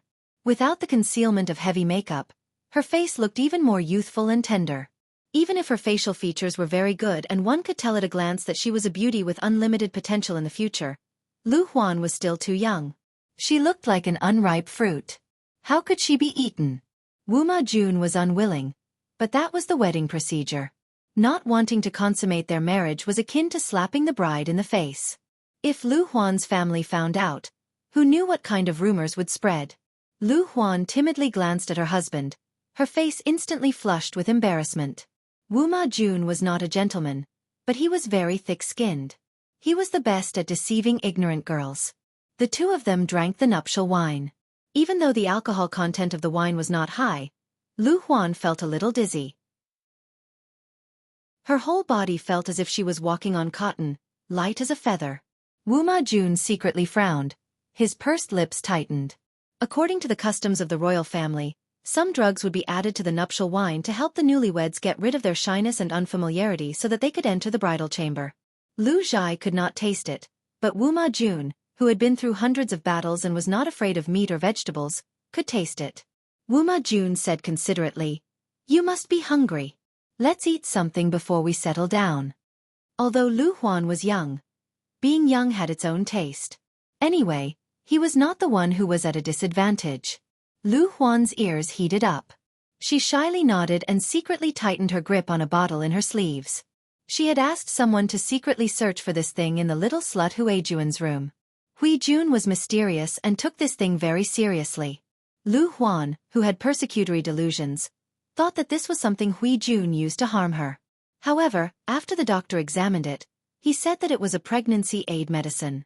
Lu Huan did not believe it and secretly invited a few doctors to examine it. The conclusion they came to was the same. It was harmless to the body. Many precious medicines were used to help a woman get pregnant. At first, Lu Huan did not want to use this thing, but she could not help but be tempted. After that, she quietly ground some medicinal powder and mixed it with food. After a few transfers, she gave it to a woman who did odd jobs. She had been married for 3 years and had been abandoned by her husband. Her status in the family was worrying. Lu Huan ordered her trusted servant girl to secretly bribe a cook. The cook took advantage of the night to secretly defile the woman. After a month, She actually had a pulse of pregnancy. This all happened on the way to Shangjing. It was done secretly and carefully, so it did not arouse suspicion. Lu Huan was determined to capture her husband's heart and gain a foothold in the fourth prince's residence. Naturally, she valued children. When she was having breakfast this morning, she had already secretly consumed the easy pregnancy pill and gotten someone to send Hui Jun some food mixed with cold elements. In this way, she did not believe that she would not be able to give birth to a son before Hui Jun. Lu Huan and Wu Ma Jun ate some food. She said charmingly, "It's late. Husband, do you want to settle down?" Perhaps it was the nuptial wine that had taken effect. Wu Ma Jun felt his whole body heat up. He nodded in agreement and carried her to the wedding bed. After a round of sex, the medicinal effect in Wu Ma Jun's body had subsided. He got up and called for the servants to prepare hot soup. He looked at Lu Huan, who was sleeping soundly in his arms with traces of tears on her face.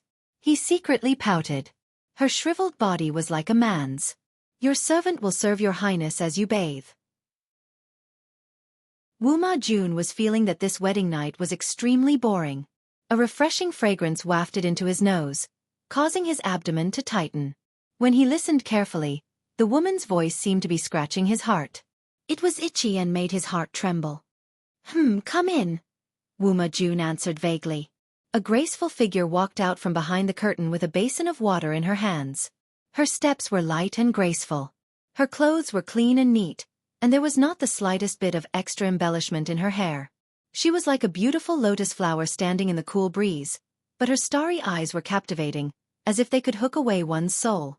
Her plump lips were red without any makeup, making one want to lean forward and taste them. "What's your name?" The other party seemed to be confused by the rude question. She lowered her head and said timidly, "Your servant's name is Hui Jun." "Good name." Wu Ma Jun's eyes were glued to her full and perky chest. He asked again, "Are you a servant girl in the residence?" "No, your servant is the second Nyangzi, the fourth imperial concubine's dowry." Towards the end, she was practically biting her lower lip as she spoke. A dowry girl had the duty to serve the male master. After Wu Ma Jun heard this, his eyes lit up. However, he was a hypocrite. He could not hug her directly. Instead, he put on airs and asked, "Why haven't I seen you before?" Hui Jun said, "Tonight is the wedding night of your highness and the imperial concubine." At the mention of this, Wu Ma Jun was in a slightly bad mood. However, when he thought of the peerless beauty in front of him, his lower abdomen could not help but tighten. "Come here and help me bathe." "Yes." Hui Jun soaked a towel in hot water. Just as she was about to help him wipe his back, he suddenly grabbed her wrist. Wu Ma Jun felt as if he was grabbing a soft and boneless hand. The skin was smoother and smoother than a peeled egg. As the two of them got closer, the seeping fragrance became clearer. Chapter 365. Wu Ma Jun did not pretend to be a gentleman. He directly dragged her into the bathtub and engulfed Hui Jun's cries of surprise and protests. That night, he truly knew the wonderful feeling of yin and yang harmonizing. Even his soul was trembling. He seemed to have unlimited energy. He tossed and turned Hui Jun. He could not enjoy himself to his heart's content. He wished he could die on top of her. When the sky brightened, he could only regretfully hug the exhausted person and kiss her gently. He lamented that the night was too short. Hui Jun lay in his arms like a puddle of water. She looked tired, but her body was not so tired. She even felt refreshed. It was only then that she understood why her Lang Jun said he could make her a beauty who brought disaster to the country. She was a prostitute, but she was like a virgin last night. She even deceived Wu Ma Jun, who had experienced hundreds of battles.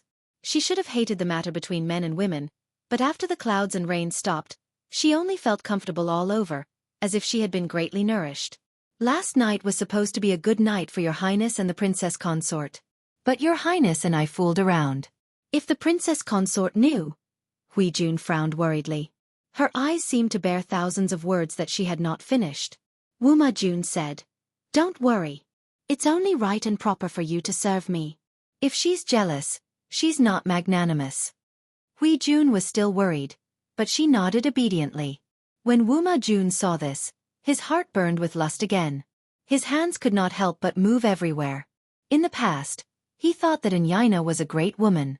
She used all kinds of tricks to serve him until he was on cloud 9.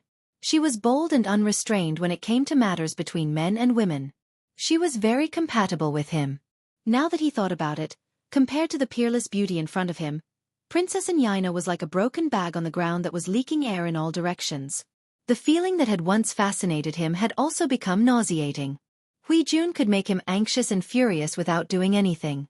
If she was willing to give in and cooperate with him, and whisper softly, he would be as happy as a deity. One could imagine that the two of them could not help but fool around for a while. The sun was high in the sky. Lu Huan woke up from her beautiful dream. Her side was already cold. She supported her tired body and asked eagerly, "Where's your highness?" Her trusted maids had ugly expressions on their faces. They knelt down one after another, not daring to speak. Lu Huan had a bad premonition. When she received the news that Wuma Jun had given Jun the biggest courtyard besides the main courtyard, her ashen face was almost twisted into a ball. Her newly grown nails were broken again. She was so angry that she flipped over the table beside her, causing it to crash into the ground. After the first night of the wedding, the groom, who was supposed to be intimate with the bride, was fooling around with a stunning beauty. Even though Wuma Jun had issued a gag order, the inner house was different from other places. How could it be stopped with a single order? Before the third day, the news of Wuma Jun favoring Jun had secretly spread. Jun's appearance was also spread by gossipers. Jiang Pengji received first-hand information. She could not help but admire Jun's swift and decisive methods. She had seduced Wuma Jun on the first day of marriage. She was very efficient. However, the live stream viewers wailed when they heard the news. Lao Ciji Lianming, a good and fresh cabbage has been taken by a pig. Tudu Feiqiu, my goddess has been taken by a pig. I'm crying. Headset electric current sound. F***CK, it's a breeding pig. My heart aches so much. Ling Long Mabao Suo, although I knew this day would come, I'm still very upset. My goddess has been defiled by Wuma Jun streamer. I kind of hate you now. My goddess Jun, my heart hurts. There were all kinds of comments on the bullet screen. Some were wailing, some were complaining about being lovelorn, and some were criticizing Jiang Pengji. Jiang Pengji only comforted them perfunctorily. The live stream viewers became even more rowdy.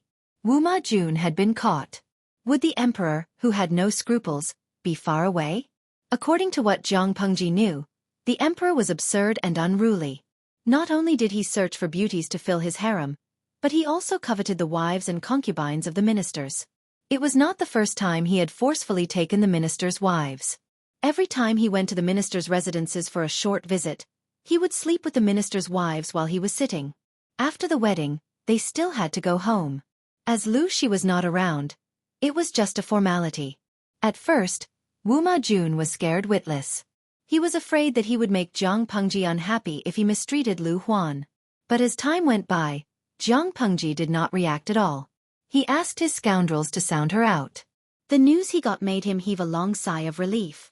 A married daughter was like spilled water, not to mention that Lu Huan was only Lu Shi's sister. The matters between husband and wife were discussed behind closed doors. No matter how wide the brother-in-law was, he could not meddle in the affairs of his younger sister and son-in-law. With this guarantee, Wuma Jun treated Lu Huan with respect on the surface. But behind her back, he fooled around with Jun and indulged himself in pleasure. Jun slowly revealed the strong side of her character. Wuma Jun almost drowned in her. He liked everything about her, including Jun's character. When the two of them were having sex, he even loved her strong side. How could a masochist be nurtured? Although Jun was not the fourth princess's wife, she lived a more comfortable life than Lu Huan. She was like a precious flower that was carefully watered. She became more beautiful and fresh by the day. It also made Lu Huan jealous and sinister. In less than half a month, she had completely charmed Wuma Jun and gained a foothold in the fourth prince's residence. Lu Huan could not do anything about it. The jealousy in her heart grew stronger by the day. She wanted to lay her hands on Jun, but the woman was as cunning as a loach. Wuma Jun was protecting her from the side. She, the legitimate wife of the fourth prince, was acting like a shameless concubine. This thought made her so angry that her stomach hurt. I can't touch her. Am I supposed to let this slut climb over my head and behave atrociously? Lu Huan was so angry that she twisted her handkerchief. Other than the night of the wedding, Wu Ma Jun did not stay in her room. As the princess's wife, she had no reason to stop Wu Ma Jun from seeking pleasure and continuing the family line. However, she could not tolerate her husband fooling around with another woman, and a woman of low birth at that. She could not take it lying down. Lu Huan was filled with hatred. If only I could get this woman out of here legitimately. However, what reason could she use to get her out of here and make Wu Ma Jun speechless? This thought haunted her and kept her awake for the whole night. Until one day, when she was summoned to the palace to see the empress. She saw the beautiful palace maids and came up with an evil plan. In Dongqing, who had more power than the emperor? As long as she secretly match-made Hui Jun and the emperor and made her lose her chastity, would Hui Jun still have the face to pester her husband? Even Jiang Pengji did not know that the opportunity that Hui Jun could not find was delivered to her by Lu Huan. After Wu Ma Jun and Lu Huan's wedding, Jiang Pengji stayed in Shangjing for more than half a month. She was about to pack her luggage and leave when she unexpectedly received a summons from Shangyang Palace. It was also the first time that Jiang Pengji saw the emperor of Dongqing up close. Faced with the sudden summons, Xueqi's expression changed drastically. Chapter 366. Xueqi said worriedly, Lang Jun, if you encounter difficulties during this trip to the palace. Jiang Pengji was relaxed about it and said nonchalantly, don't worry, it's not that serious. At most, we'll just have a chat. In a sense, Jiang Pengji as a hostage was more important than other hostages. As Lu Shi's only son, as long as she was still in Shangjing and under the eyes of the emperor, Lu Shi, the magistrate of Chongzhou, would not dare to disobey. Understanding this, Jiang Pengji was not worried about the trip to Shangyang Palace. Xueqi understood the reason, and his face was as gloomy as ink. Whether it was as a citizen of Dongqing or as Jiang Pengji's right-hand man, he despised the Dongqing emperor's behavior. If the emperor was diligent and loved the people, why would he need to worry about his subordinates obeying him on the surface but disobeying him in secret? She followed the eunuch into the palace, and Jiang Pengji waited outside the palace to be summoned. Just as Jiang Pengji thought, the emperor only took some time to meet her. He chatted for a while, reminisced about his and Lu Shi's friendship, and warmly invited her to stay in Shangjing for a while. Then he rewarded her with a table of delicacies. The whole process lasted less than an hour. Jiang Pengji did not waste the opportunity. She started a semi-interactive live stream. The title was, Half-Day Tour of Shangyang Palace. Yingyang Kuaixian, I feel that the architecture of Shangyang Palace has some characteristics of the Qin and Han dynasties, but some places are filled with the style of the Tang dynasty. Well, no matter what, the ancient palace is indeed a treasure of human cultural heritage. It's not something a normal film city can compare to. Jiangwo Buqingjing. Please, this is the real royal palace. If the film city was 100% restored, it would have gone bankrupt long ago. It's good enough to make an imitation for you to see. Why are you so picky? If you want to see the palace, go to the Forbidden City. Ko Jiao Qi Fan. It's the Forbidden City. It's been in disrepair for years. There aren't many places on display, and there are so many tourists every day. Many places look like dilapidated buildings. Traveling during the Golden Week, every time I visit the Forbidden City, I always feel that the royal palace is nothing special. Jiang Pengji had been in this era for a few years, but it was the first time she was in such close contact with Shangyang Palace. The audience in the streaming room was even more excited. For their era, everything about the feudal dynasty aroused their curiosity and exploration. Waha! Let alone the imperial garden, when I see the emperor of Dongqing, all my hopes for the emperor are shattered, okay? He had thought that he would be able to see a handsome middle-aged man with extraordinary majesty. However, the emperor of Dongqing was just a middle-aged man with heavy eye bags. He did not have the aura of an emperor. He looked wretched, as if his body had been hollowed out. It felt like even the middle-aged men dancing on the street were more energetic than him. Scan code see me. I raised both my hands and feet in agreement. It was one thing to say that he was a middle-aged wretched old man, but when she thought of all the beautiful young ladies in the palace being defiled by him, she suddenly felt disgusted, as if she was eating an apple only to find half a caterpillar's corpse. Luckily, the streamer didn't go to a harem fight. Otherwise, The thought of the streamer getting jealous over a lowly man would make me wake up from my dreams. From this, it could be seen that regardless of the era, one's face was still very important.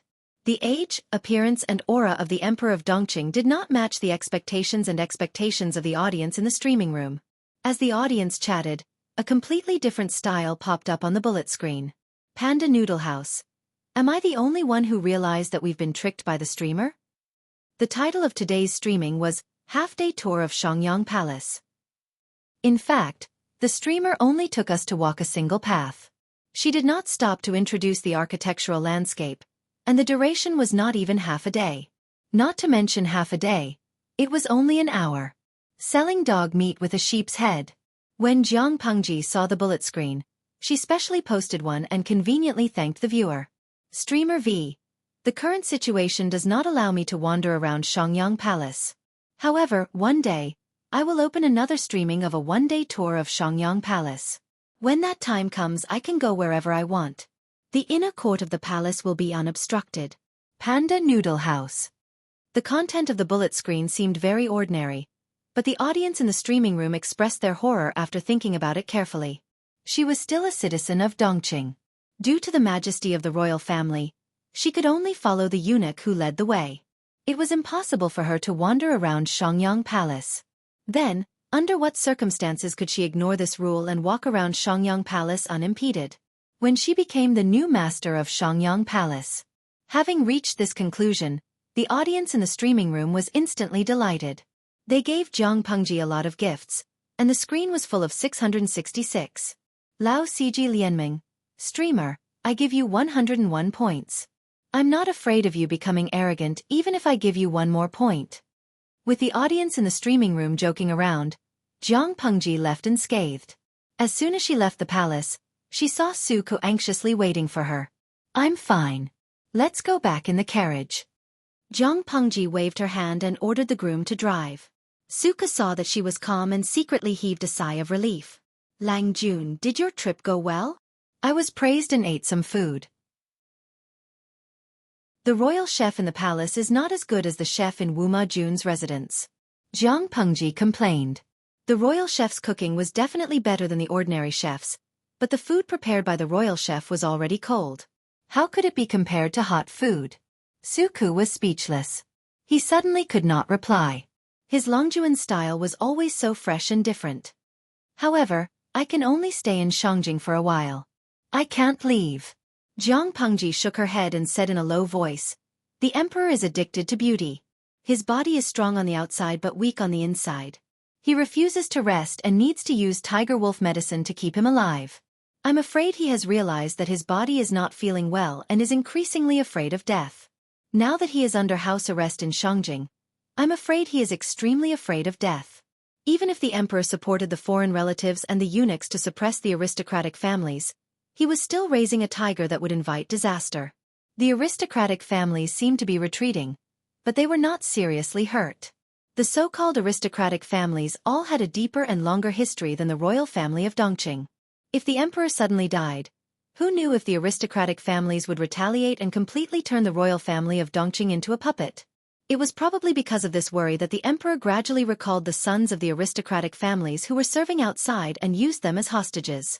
If Jiang Pengji was the emperor of Dongqing, faced with such a situation, she would choose an heir as soon as possible and abdicate the throne to let the dynasty's power take over smoothly. She would grant amnesty to the people and show mercy to the ministers. At the same time, she would cut off the remnants of the foreign relatives and the eunuchs to ensure that the new emperor could sit firmly on the throne. As for the threat of the aristocratic families, she would rope them in and suppress them. She would first stabilize Dongqing, which was riddled with holes. That was the best strategy. However, the current emperor obviously did not want to move. He did not want to abdicate the throne to his son while he was still alive. Chapter 367. Xueqi frowned worriedly. If what Jiang Pengji said was true, when could they leave Shangjing? Did they have to wait until the emperor passed away and the princes fought it out with Prince Changsho? By that time, the world would have already been torn apart. Jiang Pengji sneered as if she saw Xueqi's worry. We don't have to wait that long. We just have to wait for an opportunity. As long as Hui Jun got close to the emperor and bewitched him, it would not be difficult for them to leave Shangjing. But Xueqi was worried. He felt that things were not that simple. Jiang Pengji said, "Do you think the princes and the ambitious Prince Changsho have the patience to wait for the emperor to pass away?" Xueqi felt as if he was struck by lightning. Something exploded in his mind. "Lang Jun, do you mean to force the emperor to abdicate?" "I'm not sure. But looking at the short history of the Dongqing royal family, they have a history of murdering their parents and brothers," Jiang Pengji said sarcastically.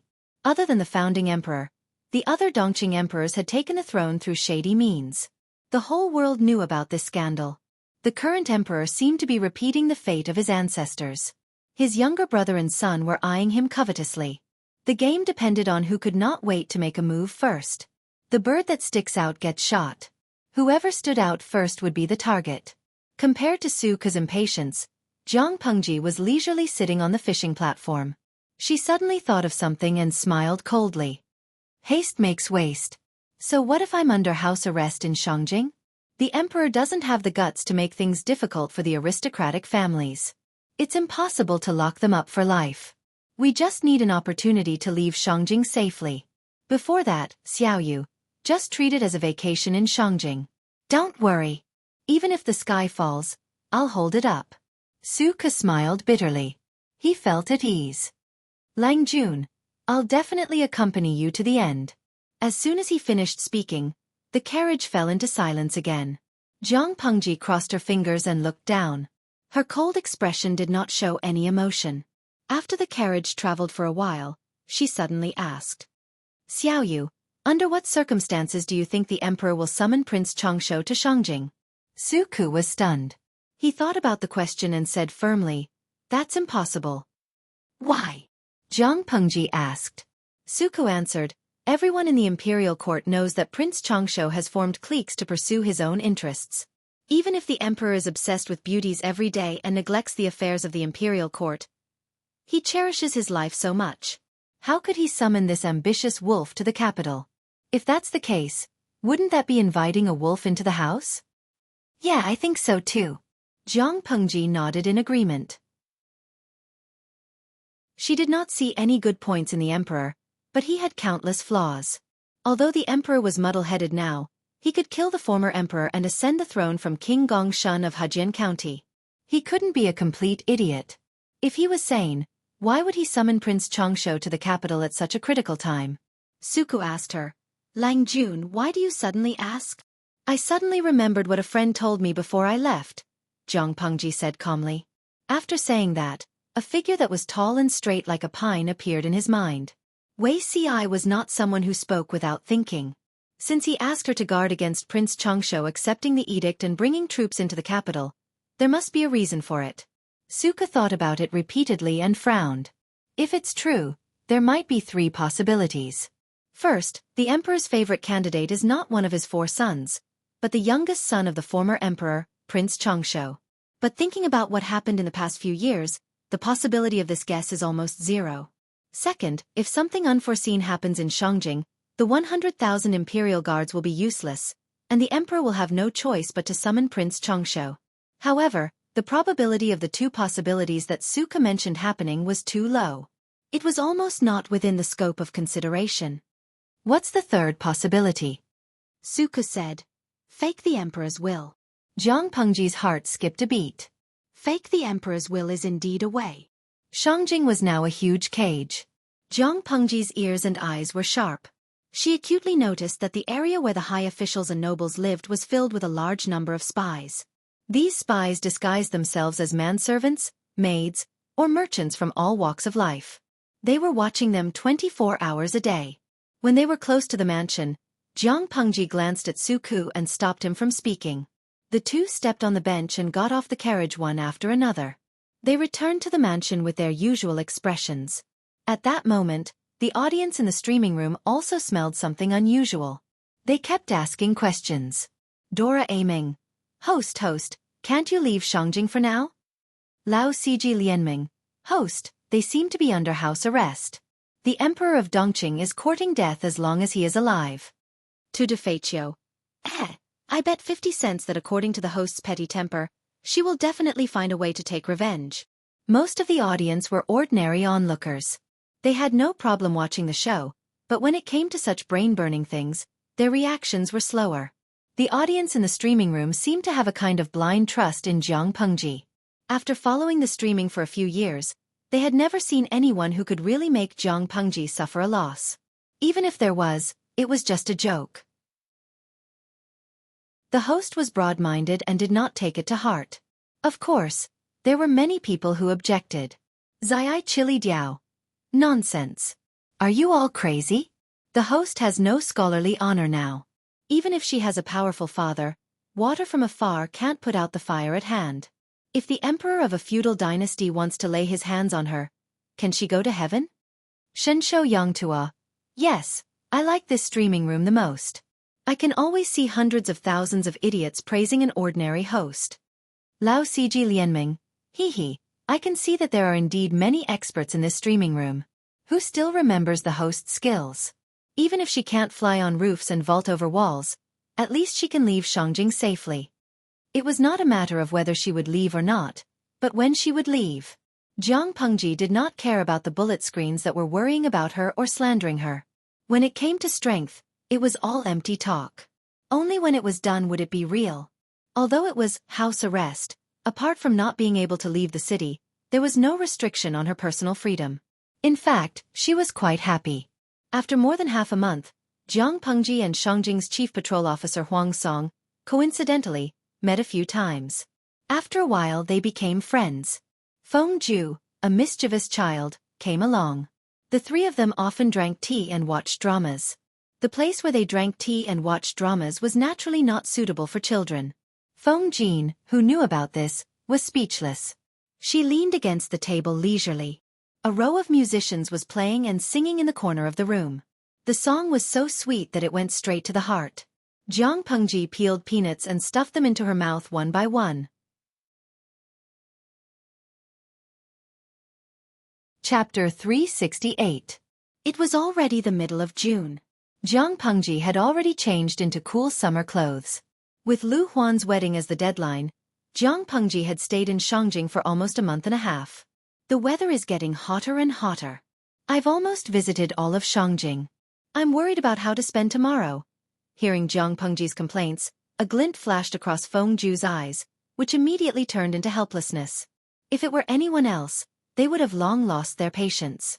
However, Jiang Pengji still ate and drank as she should. She could hold her liquor very well. He did not know what his second brother thought of her. He actually felt that she was better than Bogeo. In terms of eating, drinking and having fun, Bogeo was indeed inferior to Lu Shi. Compared to Feng Ju's probing from time to time, Huang Song played the role of a fair-weather friend vividly. The three of them gathered together to eat, drink, and have fun. They did not talk about business, but only talked about romance. It's okay. We'll go somewhere else tomorrow. Brother Lu, don't worry. I know a lot of good places to go.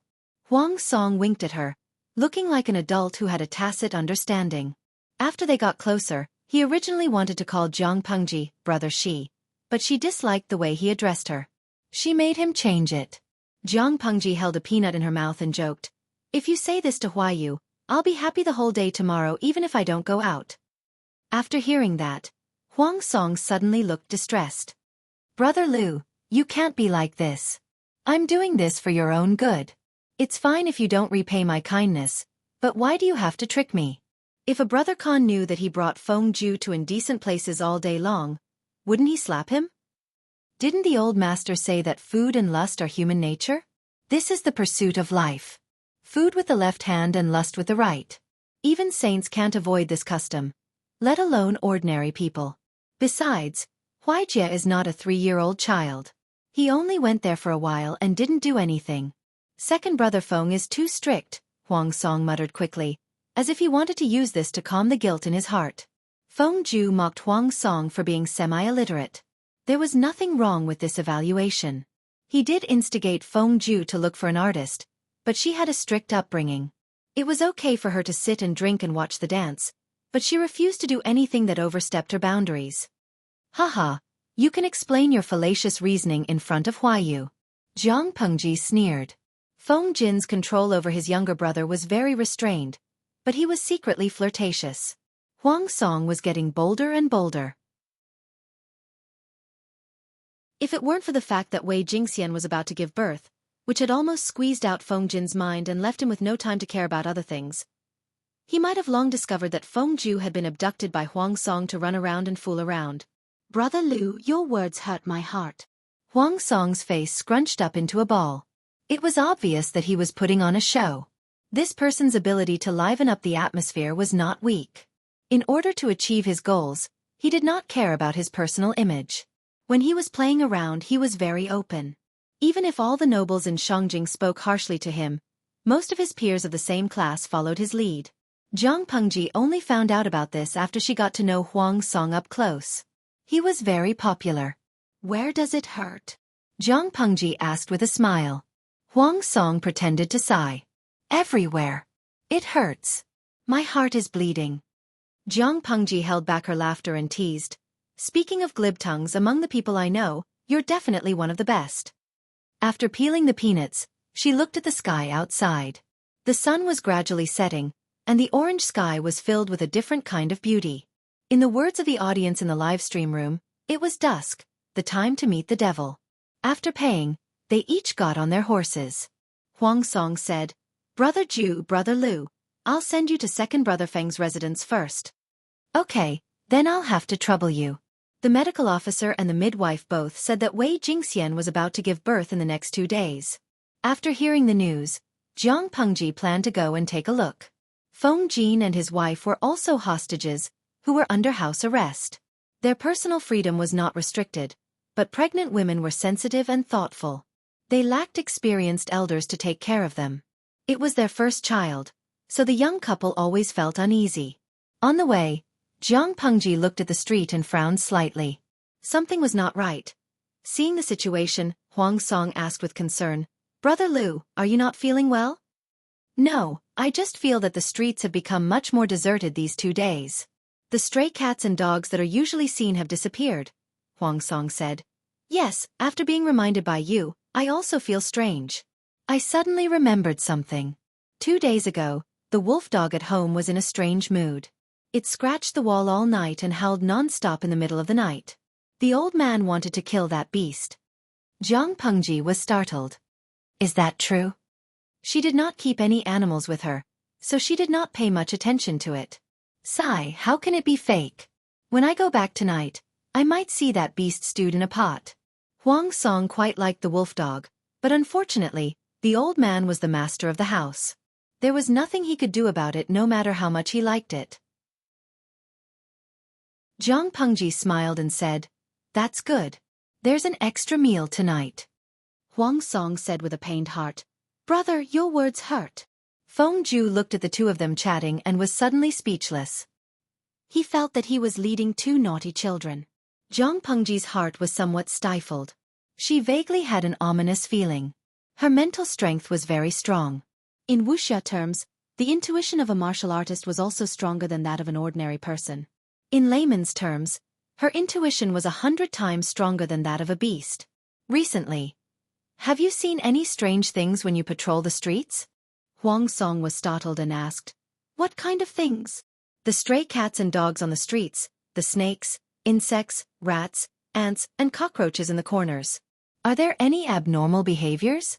Where Zhang Pengji lived, she could not even see snakes, insects, rats, ants or cockroaches, let alone stray cats and dogs.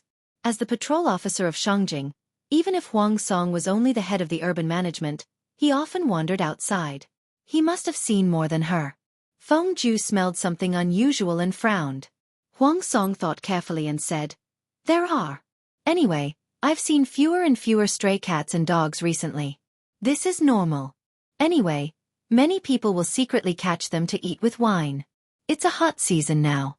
It's normal that cats and dogs do not like to come out. Huang Song's explanation seemed very reasonable, but Zhang Pengji's heart beat wildly. A dark cloud lingered in her heart that could not be dispelled. What's wrong, Brother Lu? Huang Song asked. Nothing. It's probably because the summer heat has been severe recently. I'm always feeling stuffy. I feel that something bad will happen. What bad thing? The weather has been dry recently. It hasn't rained for a month. As the patrol officer of Shangjing, you have to be careful lest something catches fire. Most of the buildings nowadays were made of wood. If they caught fire, it would be difficult to put them out. Jiang Pengji warned. It's not impossible. Huang Song did not know whether to laugh or cry. Brother Liu, you should be more considerate of me. If it really catches fire, you'll lose your lowly position as the patrol officer of Shangjing. If you don't want to lose your position, you'll have to put in more effort. Huang Song heard what she said and felt that it made sense. Even if Jiang Pengji's words were not pleasant to hear, she had good intentions. The current Huang Song wholeheartedly served the people. He came from a humble background, but he had the heart to help the world and save the people. He was usually sloppy, but when he was enforcing the law, he was upright and outspoken. He could be said to love the people as if they were his own children. It had to be said that it was not without reason that Fengju saw him in a different light. Chapter 369. The three of them arrived at Feng Jin's residence. Jiang Pengji saw Feng Jin, whom she had not seen for a few days. She was shocked by his dark eyes. Why you? How many days have you not slept? 3 or 4 days. Feng Jin smelled alcohol and cosmetics on them. He was too tired to pursue the matter. Jiang Pengji complained, 3 or 4 days without sleep. Are you preparing to become a celestial being? Jiang Pengji learned about the joke from the audience in the streaming room. Feng Jin rubbed his brows to wake himself up. He did not have the energy to pursue the matter. Jingxian's stomach has been hurting for the past few days. She went to the delivery room a few times, but she came out again. It was getting more and more troublesome each time. He was so worried that he could not sleep. The child was purposely tormenting his inexperienced parents. Feng Jin had been tormented by his wife since she was pregnant. He could understand the difficulties of being a parent more and more. According to the customs of the ancient times, the father only needed to sow the seeds, wait for 10 months, and take over the child from the midwife. When Feng Jin and his wife were under house arrest, Jingxian was discovered to be pregnant. Many things could only be solved by the husband and wife. The more he was involved, the more he felt a sense of security as a father. What about now? Feng Jin said. The midwife made some ginseng chicken soup. She's drinking it now. I asked Takshu to send some good old ginseng. I heard it's good for pregnant women. Feng Jin nodded. He had seen the old ginseng. Its age and medicinal properties were excellent. It was prepared for labor. Perhaps because he had not slept for a few days, his brain was a little slow. He only reacted after a while. Lanting, why are you here today? After Takshu sent the old ginseng, she went back and told me that Jingxian is going to give birth in 2 days. I was worried that you were short of hands, so I volunteered to make up the numbers. Jiang Pengji often visited Feng Jin's house during her stay in Shangjing. She was familiar with his servant. She asked the servant to make a pot of refreshing hot tea as soon as she entered the house. Drink some tea to wake up your mind. Don't fall asleep. Feng Jin thanked her tiredly. Thank you. He had been tense for the past few days, afraid that while he was dozing off, the other side would make a move. He was so nervous that he didn't dare to sleep for even a moment. With Jiang Pengji's arrival, he felt much more at ease and gradually felt sleepy. You and I are best friends. There's no need to thank me. Not long after, a series of painful cries came from inside the room. The maidservants and the midwife were running around in circles, and then there was no more sound. It was another false alarm. Feng Ju also waited for 4 hours. The moon was high in the sky, but there was still no movement in the delivery room. As the father, Feng Jin was tormented. Wei Jingxian, who was pregnant and giving birth, was also exhausted. She was sweating profusely and her face was pale. The maidservant kept wiping her sweat with a damp cloth. The midwife checked and said that it was not the right time yet. She could rest for a while. Usually, it would take 6 to 10 hours for a pregnant woman's first child to be born smoothly. If it was a little more difficult, it might even take 3 to 5 days. 3 to 5 days. Feng Jin almost fainted when he heard the time. The midwife looked at him strangely. She had delivered countless children, but she had never seen a man as nervous as him. When it was midnight, Jiang Pengji asked Feng Jin to take a nap first. With her and Feng Ju watching over the place, there would be no problems. When Feng Ju heard this, he looked at her with a strange expression. If he did not investigate wrongly, the person in front of him seemed to be his second sister-in-law's ex-fiancé. How could his second brother be at ease? However, Feng Jin's reaction made his eyeballs almost pop out of their sockets. Okay, Lanting is here. Jean can rest assured. If it starts, wake me up. Feng Jin was already so sleepy that he couldn't stand it anymore. His mind was a little groggy. He asked the servant to bring a set of bedding and directly rolled it over his body. He leaned against the pillar and took a nap. Not long after, he fell into a deep sleep. Feng Ju was speechless. Not long after, Wei Jingxian's cries of pain came from the delivery room. In order to save energy, she gritted her teeth. Her voice sounded very muffled. Women in ancient times giving birth. It's really scary.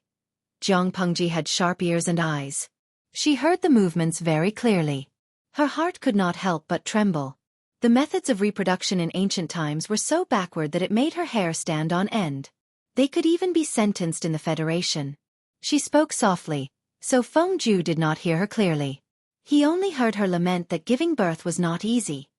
Don't all women have to go through this? He said matter-of-factly. Jiang Pengji glared at him. There was a look of disdain in her eyes that made him scratch his head in confusion. She secretly poked the system and said in her heart, I guess I'll have to stay up late tonight. If I'm bored, I'll start a live stream. The system did not reply. It just silently started the live stream. It was estimated that it was also night time at the other end of the live stream. After a full 10 seconds, the number of people in the live stream room reached the upper limit of 150,000. Host V. It's boring at night. Let's chat to kill time. It was midnight. At the other end of the live stream room, it was only 12 o'clock at night. Nightlife had just begun. The people in ancient times did not have so much entertainment. The lighting equipment was only outdated oil lamps. To save money, they had long gone back to bed and fell into a sweet dream. At the same time, a short and frightened cry broke the silence of the night. Not long after, a spark lit up and lit the wick in the lantern. The rustling of clothes and the sound of steady footsteps came from afar. The light in the lantern was getting closer and closer. Zixiao, what happened? Outside the house, a young man wearing a single garment and a cloak asked with concern. After a few breaths, there was a faint movement in the room. When the candle was lit, the closed door was opened, revealing a delicate and perfect face that was pale and frightened. I'm fine. There was a thin layer of sweat on Wei Si's forehead. He was panting as he spoke.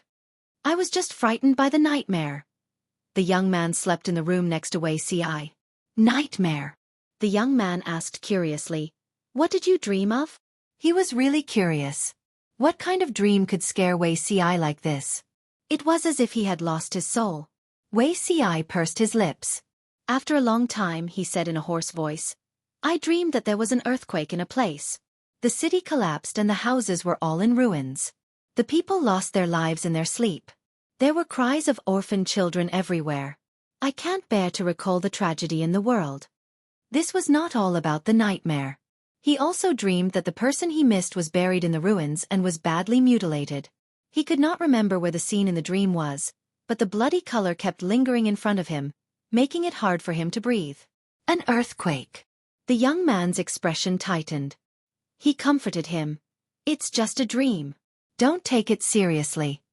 Wei Si's lips were pale and he was still in shock. Seeing this, the young man asked the boy servant to start a fire and boil tea for Wei Si to calm down. The boy servant had just started a fire and placed the teapot on the stove. He was horrified to find that the teapot lid was shaking slightly, causing the tea to spill out. Chapter 370. Such a scene scared the boy attendant so much that his face turned pale. He hurriedly shouted, Mister, there's a monster. The boy attendant noticed the unusual movement. The young man and Wei Si naturally noticed it too. The two of them hurriedly ran to an open space. The tremor lasted for the time it took to burn half an incense stick. Is this an earthquake? The young man tightened his cloak. Even though the night was still stuffy, he felt a chill all over his body. Xueqi's face was drained of blood and was pale. It was as if something in his mind had cracked open, causing his thoughts to be empty. When did an earthquake happen in Dongqing? At this time in his previous life, he was already in Zhongzhao's Bianzhou. The Wei family of Hejian was weak and could only rely on the Wei family of Bianzhou. He did not want to participate in the struggle of the clan. For the next few years, he lived in seclusion and occasionally paid attention to the affairs of the outside world. When the world was in chaos and he was appreciated by the old master, he came out to help. At that time, the world was already divided. The 9 states and 5 countries no longer existed. The feudal lords were divided and the power struggle for hegemony was already in full swing. As for Dongqing, he had a thorough understanding of it. He searched his memory but could not remember any earthquake at this time. The earthquake originated from the side of the Emperor Star. He raised his head and glanced at the celestial body. The treacherous celestial body exuded a gloomy coldness, as though it was covered with a faint layer of blood. It gave him a sense of meaning. He pinched his fingers and calculated for a long time before he vaguely calculated that the source of the earthquake was near the Emperor Star. The Ziwei Star in Dongqing referred to the Emperor of Dongqing. The side of Ziwei Star naturally referred to Shangjing. His current location was very far from Shangjing. It would take 2 months if he rode at full speed. He could feel such an obvious tremor from so far away. It was hard for him to imagine what would happen in Shangjing, which was the epicenter of the earthquake. If he knew that there would be an earthquake in Shangjing, how could he watch that person go to Shangjing? He had to stop it no matter what. Could it be that even the heavens couldn't bear to see him live a second life and couldn't tolerate him? Zixiao. What's wrong with you? Who would dare to go back to the house to sleep during an earthquake? The young man and the boy attendant hurriedly went inside to move some bedding. They planned to sleep in the open space in the courtyard for the night. Everything would be discussed tomorrow. Suddenly, he realized that his friend seemed to have lost his soul. Shiheng. I'm fine. I just thought of the nightmare just now. That might be a warning from the heavens. He had just had a nightmare, and when he woke up, there really was an earthquake. Wasn't this a warning from the heavens? The young man looked worried. Dongqing today. How can it withstand such torment? The officials neglected the affairs of the court, and the court was filled with the lackeys of their relatives and eunuchs. Who knew how many people were buried in this earthquake? How many people will survive? Wei Xi's gaze was distant. It was unknown if he had heard his friends murmur. 2 flowers blossomed, 1 on each side. Jiang Pengji's alertness was far sharper than that of a beast. Half a minute before the earthquake, her nerves were already stretched to the limit. She had never felt so flustered before. Her heart was beating abnormally fast. Stop sleeping, she slapped Fengju's back and woke up the naughty child who was secretly taking a nap. I'm very flustered. Fengju looked at Jiang Pengji in confusion. What did it have to do with him that she was panicking? Do you want me to rub it for you? Fengju maintained a cold expression. The audience in the streaming room burst into laughter at his godly reply. The bullet screen was full of comments from people who felt sorry for the naughty child. He was courting death with such depth. Get lost. Who asked you to rub it? Jiang Pengji said rudely. Her rude attitude made Fengju's impression of her even worse. I think something is going to happen. Go and wake Huayu up. Go to an empty place in the courtyard and wait. I'll go to the delivery room to take a look. Fengju's temper rose after being treated so rudely by her. However, Jiang Pengji's actions were agile and swift. She had already gotten up and went to the delivery room. At this moment, the midwife suddenly opened the door of the delivery room and said, Madam is moving. What? At this time? Jiang Pengji was stunned. A strong sense of crisis rushed from the soles of her feet to her brain. She raised her hand and waved the midwife away. She pushed her to the corridor and quickly rushed into the delivery room. The midwife was shocked by her sudden action. She cried out and fell to the ground on her buttocks. There seemed to be a cracking sound at her waist. She had twisted it. In the next moment, the ground shook violently, as if the sky and earth were turning upside down. The earth quaked and the mountains cracked. The loud sound of the house collapsing exploded in everyone's ears. Dust filled the air. The terrified screams were drowned out. Everything happened too suddenly.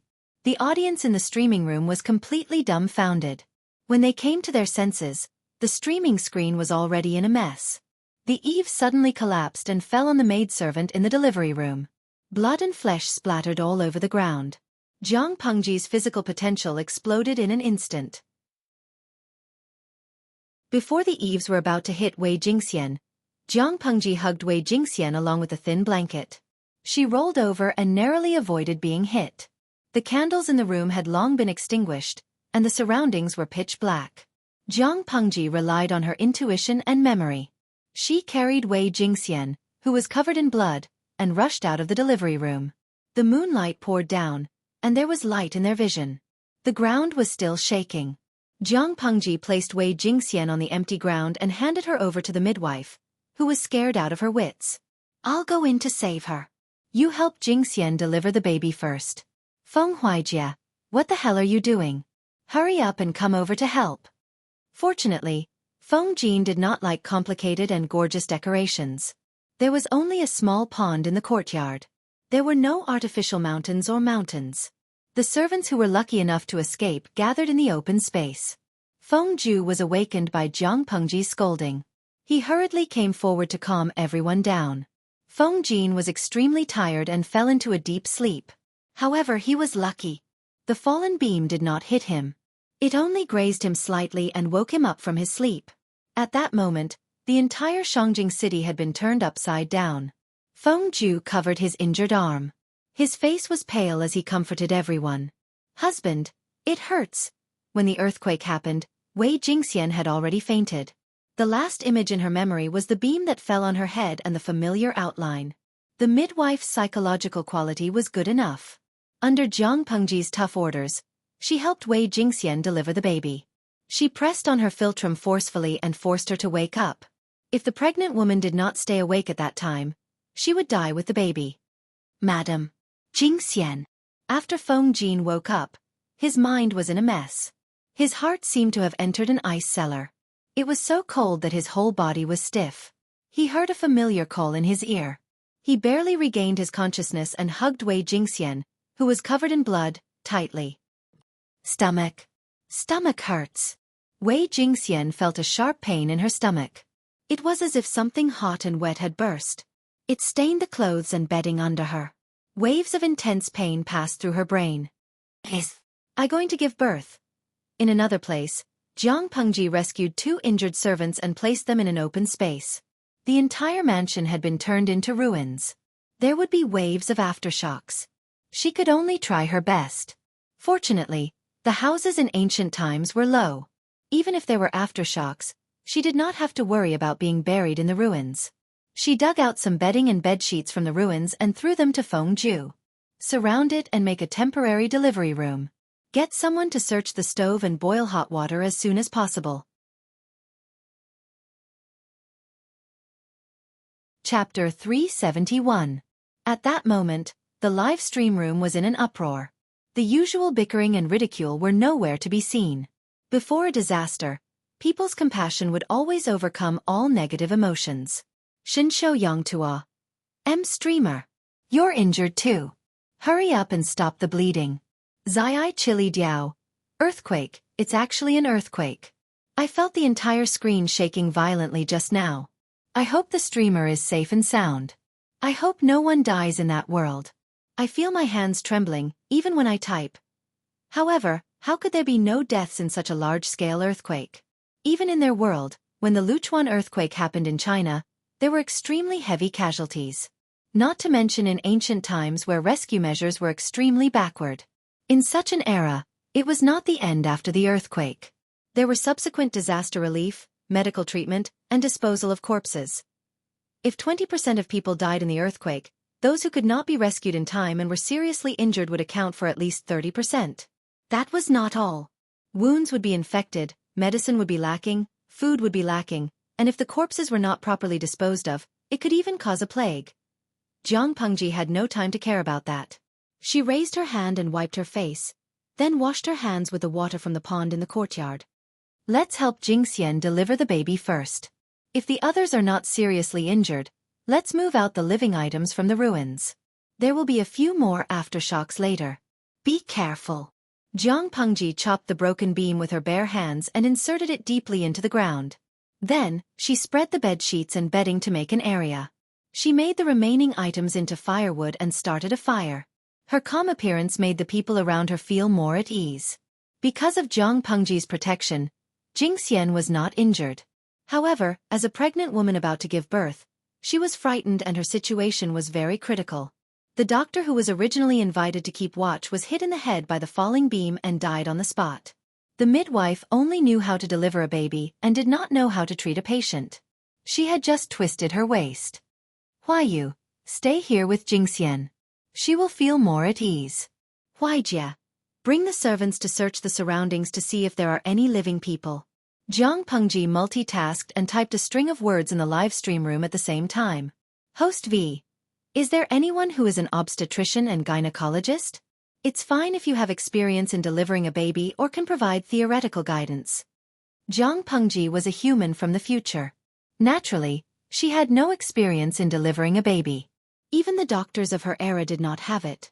That was because the baby was not conceived in a woman's womb. Fortunately, the people in the live broadcast room could provide a certain amount of help, so that she would not be blind. His luck was pretty good. There were really experienced obstetricians and midwives among the 150,000 spectators. Jiang Pengji ordered people to light a fire and barely tidy up a clean area. Can the child be delivered naturally?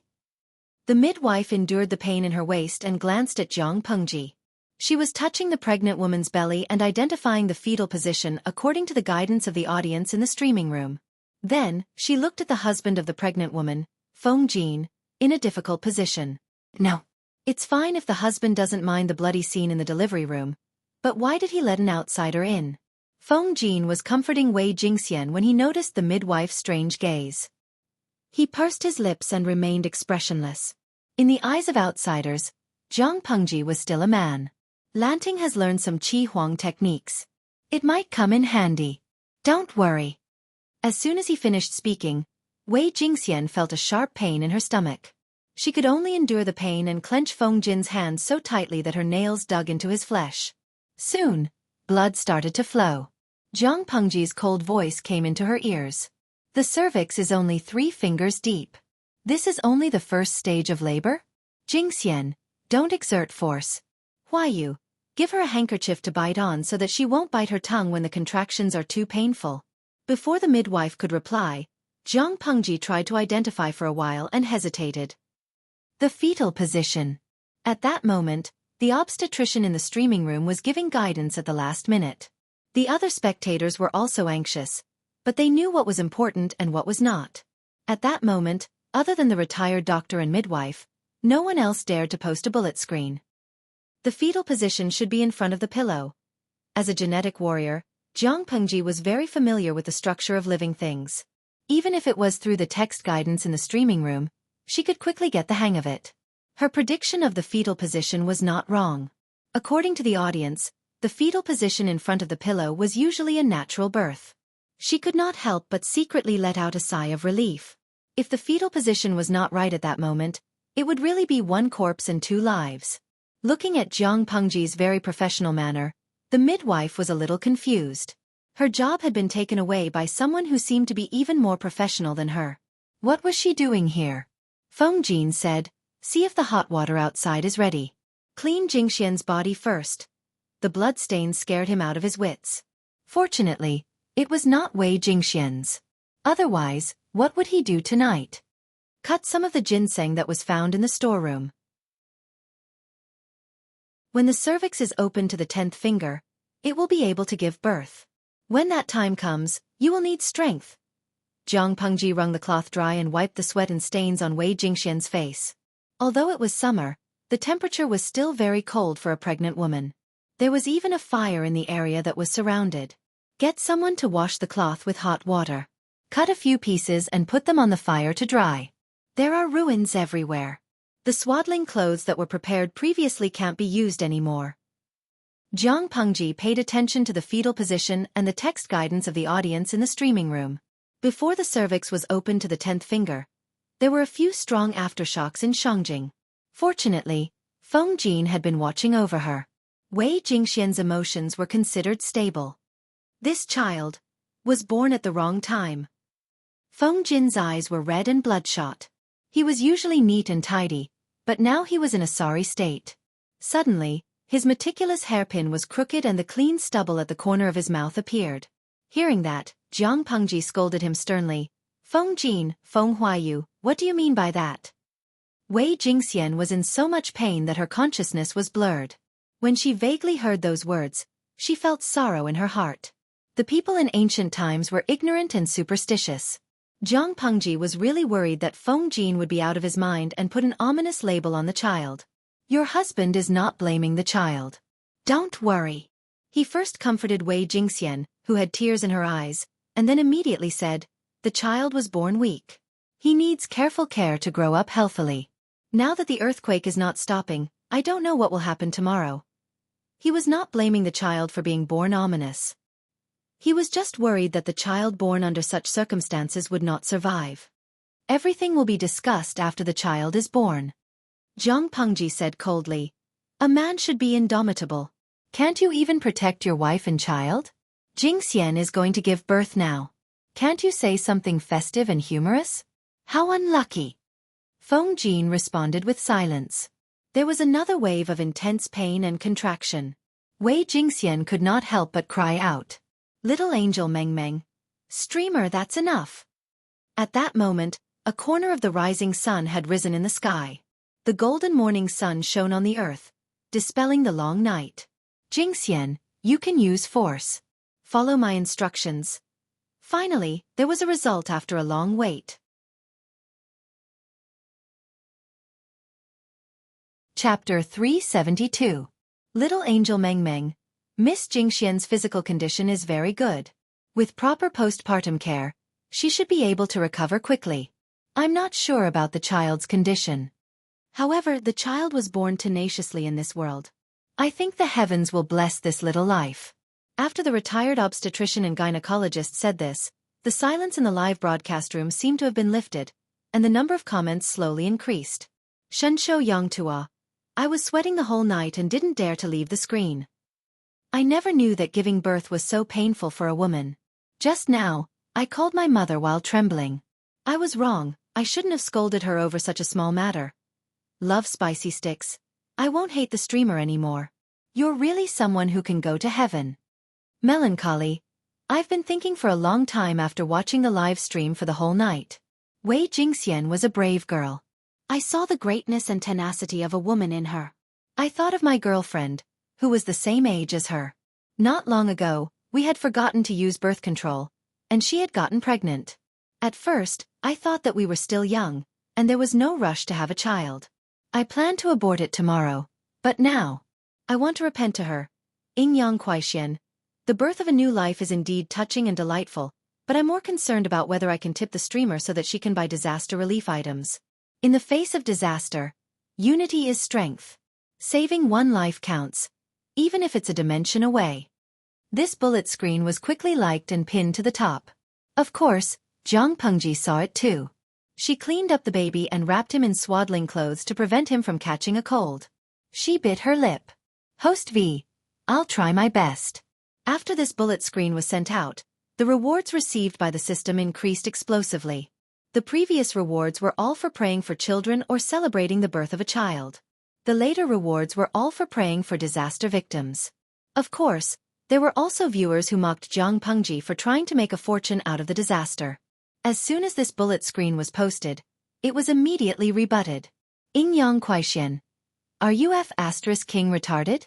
I've been following this live broadcast room for several years, and I've never heard the host take the initiative to ask for tips or other things. Do you think everyone is as heartless as you? If she's such a person, I'll live stream myself eating my keyboard. De Zhuangzhu's wife. Idiot, I've made the call. Pick it up. Potato beef gafen. Hee hee, you must have watched too many of those coquettish bitches live broadcasts. Do you think everyone is greedy for money? There was a huge earthquake and so many people died. How could you say such inhumane words? Doesn't your conscience hurt? Jiang Pengji was initially disgusted, but after seeing so many words of support for her, the discomfort in her heart vanished. Just for this, it was worth it for her to shed all pretense of cordiality with the system. Feng Jin and Wei Jingxian's first child was a little girl. Her face was wrinkled and red. She looked like a monkey that had lost its fur. But at that moment, Jiang Pengji felt that this child had a beauty that could cause the downfall of a city. She handed the child to the Feng couple, who were anxiously waiting for her. Give her a hug. She's a beautiful daughter. Thank you. Feng Jin's face was pale. When the child was just born, he felt so nervous that he almost suffocated. Now that he was holding this life that was so soft that it seemed to have no bones, his chest was unprecedentedly soft. Lanting, give this child a name. At that moment, Wei Jingxian felt a little better and regained some strength. She looked at her husband and then at Jiang Pengji. How could she not know? Lanting, help me give her a name. Wei Jingxian revealed a pale smile. She was covered with a blanket and there was a fire next to her, which helped to dispel the chill in her body. She knew that if Jiang Pengji had not rushed in and carried her to the delivery room, they would have been sent to hell by the falling beam. Now that she could safely give birth to the child, it was all because of the person in front of her. She was not afraid of losing her life, but when she thought about the possibility of the child being born because of this, she felt a piercing pain in her heart. Jiang Pengji heard the couple's request and was stunned. Give her a name? In this era, when a newborn was born in every family, the father had to wait at the door for the first passerby to give his child a lowly name. Ordinary people had the saying that lowly names were easier to support, but that was the habit of ordinary people. The aristocrats scoffed at it. Since Feng Jin and his wife had spoken, Jiang Pengji thought for a while and said, Hua Yu's family is not suitable to give their child a lowly name, so I'll give her a masculine name. She'll be called Changsheng. I hope that she will live a happy life and live a long and happy life. Changsheng? Okay, that's the name. Feng Jin finally smiled. The child seemed to feel it. She licked her lips and rubbed her head against his chest. While they were talking, the sky was completely bright. The servants who were alive quietly cleaned up the ruins. They were lucky enough to survive, but most of them were buried in the ruins and could not see the light of day. Jiang Pengji lifted the curtain and walked out of the simple delivery room. The midwife, who had sprained her waist badly, was sitting by the side and instructing the maidservants to make chicken soup. There were many ingredients that were beneficial to the recovery of the pregnant woman after giving birth. When the midwife saw her, she quickly asked the maidservants to bring a copper basin. There was a cloth towel beside the copper basin, and it was filled with warm water. Lang Jun, do you want to wash your face? I asked the maidservants in the manner to find the old master's clothes. He hasn't worn them yet. You can change into them and wash the wound on your back. If it's left for too long and the weather is hot, it will fester easily. The midwife looked at Jiang Pengji carefully. She felt that she had discovered a terrifying secret. It was too dark last night and the earthquake happened too quickly. She did not notice the details. Now that it was bright, she stayed by the side and thought about it carefully. She felt that the young Lang Jun was a little strange. After all, she was a professional midwife. She had a pair of experienced and sharp eyes. She could notice some abnormalities in Jiang Pengji's body. When Jiang Pengji came out of the delivery room, she suddenly had an epiphany and woke up. What if the Lang Jun was a woman? No wonder the old master of the Feng family did not mind Lu Lang Jun helping his wife deliver the baby. Jiang Pengji saw the midwife's expression and suddenly understood something. She wet a cloth towel and wiped her face, washing away the tiredness from a sleepless night. I'm fine. I just need to wear a cloak to cover my wound. Jiang Pengji agreed. Seeing the midwife's awkward movements, she said apologetically, It was an emergency yesterday. I pushed you away and caused you to sprain your waist. Please forgive me, old lady. The midwife said generously, A waist injury is nothing. You saved my life. I haven't thanked you for saving my life. Jiang Pengji relaxed. Only then did she realize that there was a wave of pain coming from her back. She twitched her mouth. The wound must have been caused when she saved Wei Jingxian the night before. Fortunately, this body of hers was already unbelievably strong. If it was Lu Shi's original body, the beam that fell on him last night would have caused internal bleeding. If it was more serious, the wound on his back might have exposed his white spine. Now it was just a small wound, which was only a small one to her. Chapter 373. Most of the houses had collapsed in the first earthquake, and the rest had been killed in the aftershocks. Wei Jingxian needed post-delivery care, and she could not continue to lie in the temporary delivery room. That was a special situation, and naturally, she had to be more meticulous. At such a time, tents were far safer than houses. Jiang Pengji said goodbye to Feng Jin. I have to go back. I don't know how my family is doing after last night's situation. The house and money are secondary. I'm just worried about Xiaoyu. Fortunately, the Lu's property in Shangjing was not big. It was small, and the house was low. It was mainly made of wood, and there was not much rubble. Even if the house collapsed, it would not kill anyone. I have to go back and take charge. Feng Jin knew what Xueqi meant to Jiang Pengji. They were master and servant, but they were actually good friends. I'll ask the servants to send you back. After the earthquake, there will be many mobs. It's better to be careful, Feng Jin said. Jiang Pengji was about to nod when she suddenly heard a familiar sound. She suddenly stood up and looked in the direction of the sound. Huff! Xueqi was panting. He saw the low-key and luxurious Feng Jin's house turned into ruins. His heart sank. White carried him through the ruins. He saw a familiar figure from afar, and his worry turned into ecstasy. Lang Jun. Xueqi jumped off the horse. He was so happy that he looked like he was about to cry. His face was covered in dust. His clothes were twisted like dried vegetables. His sleeves were torn, and his hair looked like it had been bitten by a dog. He looked very pathetic. Xiaoyu? Fortunately, you're still alive. How's the situation? Are there many casualties? Jiang Pengji saw that he was alive and only had a slight scratch on his arm. She was relieved. Xueqi was not as fast as White. He was still stumbling toward Jiang Pengji, but White was already rubbing her cheek. He took a deep breath and reported, with White's warning, only the stableman was injured. Everyone else is fine. Jiang Pengji was confused. Only the stableman was injured? Xueqi looked at White, not knowing whether to laugh or cry. Lang Jun, Mr. White saved a lot of people. Yesterday before midnight, it suddenly jumped up and kicked over the stable. It accidentally injured the stableman who tried to stop it. Then it ran into the house and ran around.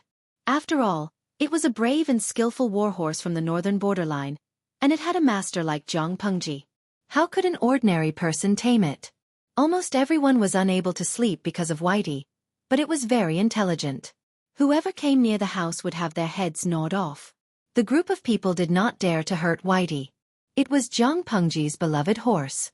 The lives of all the servants were not as important as Whitey. Under Dabai's stubborn and willful obstruction, Xueqi and all the servants could only stay in the courtyard and confront Dabai. Then the earthquake happened. When Jiang Pengji heard this, her expression became extremely strange. Your hair is so messy. Did Dabai gnaw on it? She had thought that Xueqi had messed it up in the midst of the chaos, making it look like a dog had gnawed on it. So it was Dabai who had gnawed it? Xueqi was speechless. Lang Jun, it's too hurtful to say such things at this time. Well done. Jiang Pengji stroked Whitey's mane. The proud and beautiful little girl stuck out her tongue and licked her face, as if she was asking for credit. Seeing this, the gloominess in Xueqi's heart disappeared. If it was gnawed on, then so be it. It was better than dying. Last night, the earthquake happened suddenly. I ordered the servants to clean up the rubble and search for the people who were still alive. That's why I came late. Please forgive me, Lang Jun. Jiang Pengji smiled and said generously, you did the right thing. Why should I blame you? When the earthquake first happened, the probability of survival was high. When the aftershocks were over, it would be too late. You know your Longjuan's ability. If I can't survive, the whole of Shangjing will be a dead city. You came all the way here. What's the situation outside? If she had really failed and died in the earthquake, what was the use of Xueqi rushing over? If he had done that, it would have been a really responsible act. In this era, the higher-ups would bear grudges and think that Xueqi was rebellious. But with Jiang Pengji's magnanimity, how could she blame him? Xueqi was not an emotional person. However, after experiencing the disaster and facing the strong pressure to survive, he made a choice. Now that he received Jiang Pengji's courtesy, he could not help but tear up. He sniffled and held back his tears. Outside. It's all ruins. 9 out of 10 rooms have collapsed. The people are dead or injured. I'm afraid. There are very few survivors. Xueqi choked. The tragic scene along the way appeared in front of his eyes. His heart was filled with sorrow. In ancient times, the people worked and rested from 9 in the morning to 5 in the evening. The earthquake happened after midnight. At that time, most of the people were already asleep. The earthquake happened so suddenly and the tremors were so strong. How could they escape in time? 9 out of 10 rooms have collapsed. Jiang Pengji let out a long sigh. She sat down on the ruins as if she had lost all her strength. She was a genetic warrior who had participated in the most tragic interstellar war. She had reaped the lives of countless enemies with her hands. Life and death were common to her. In Jiang Pengji's eyes, the ordinary people were no different from the federal citizens she protected. The enemy's life was worthless in her eyes, but the citizens she protected were as precious as treasures. Now, this earthquake had taken the lives of countless commoners. Their deaths were worthless. Their lives were as cheap as grass. Lang Jun. Xueqi wanted to persuade him, but he did not know how. He knew that his Lang Jun was usually cold, stubborn, and unrestrained, but he knew that he was kind. Yes, kind. Because of his kindness, Lang Jun would personally go to the fields to learn how to farm from the old farmers. He would understand the customs of the fields and crops. He would draw and improve the farming tools. He would not hesitate to spend money to ask the craftsmen to further improve according to the drawings. He did not think that other aristocratic families would lower themselves to do that. Apart from that, there was also a troop to suppress bandits and protect the peace of Hejian County. There was a female troop to take in abandoned and trafficked girls. There were boxes and boxes of books under the ruins. These were the precious treasures she had exchanged with Cheng Cheng. She was preparing to promote movable type printing in the future and give them to all the students in the world. The 3-character classic, the 100 family names. Those were all prepared for young children in the future. There was also Bai Tan in Chongzhou. She had secretly built a papermaking workshop. She had experimented with many papermaking methods, and the procedures were getting more and more mature. Xueqi could see clearly why she had done it step by step. She was born in an aristocratic family but did not cherish her possessions. She was a person who truly cared about the world. Xueqi felt that if such a person could not be called kind, who was qualified to be called kind? Jiang Pengji did not waver for long. She quickly regained her calm and indifferent expression. Open the warehouse, put in the grain, and build a porridge shed. Xueqi knew that his Lang Jun would do that. He had already prepared a plan. There was a batch of grain in the warehouse a while ago. If we build a porridge shed, it should last for half a month.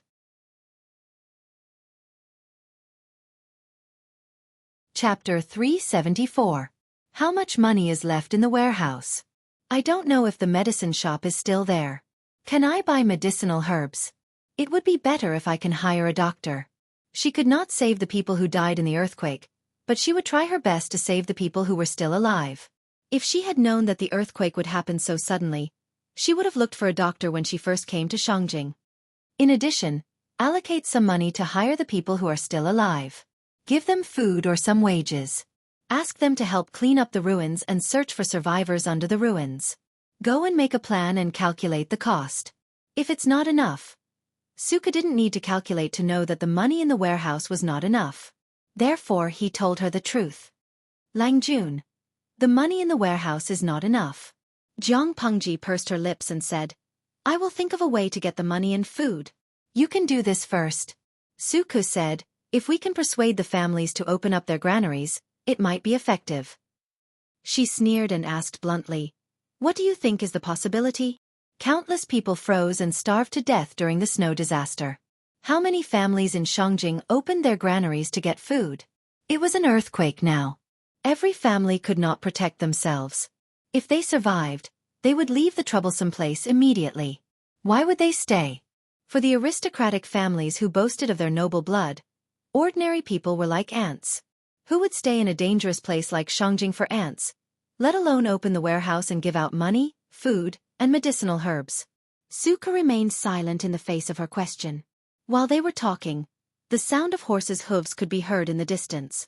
Upon closer inspection, the person in the lead was the disheveled Huang Song. Behind him were a few soldiers in official uniforms. Brother Liu.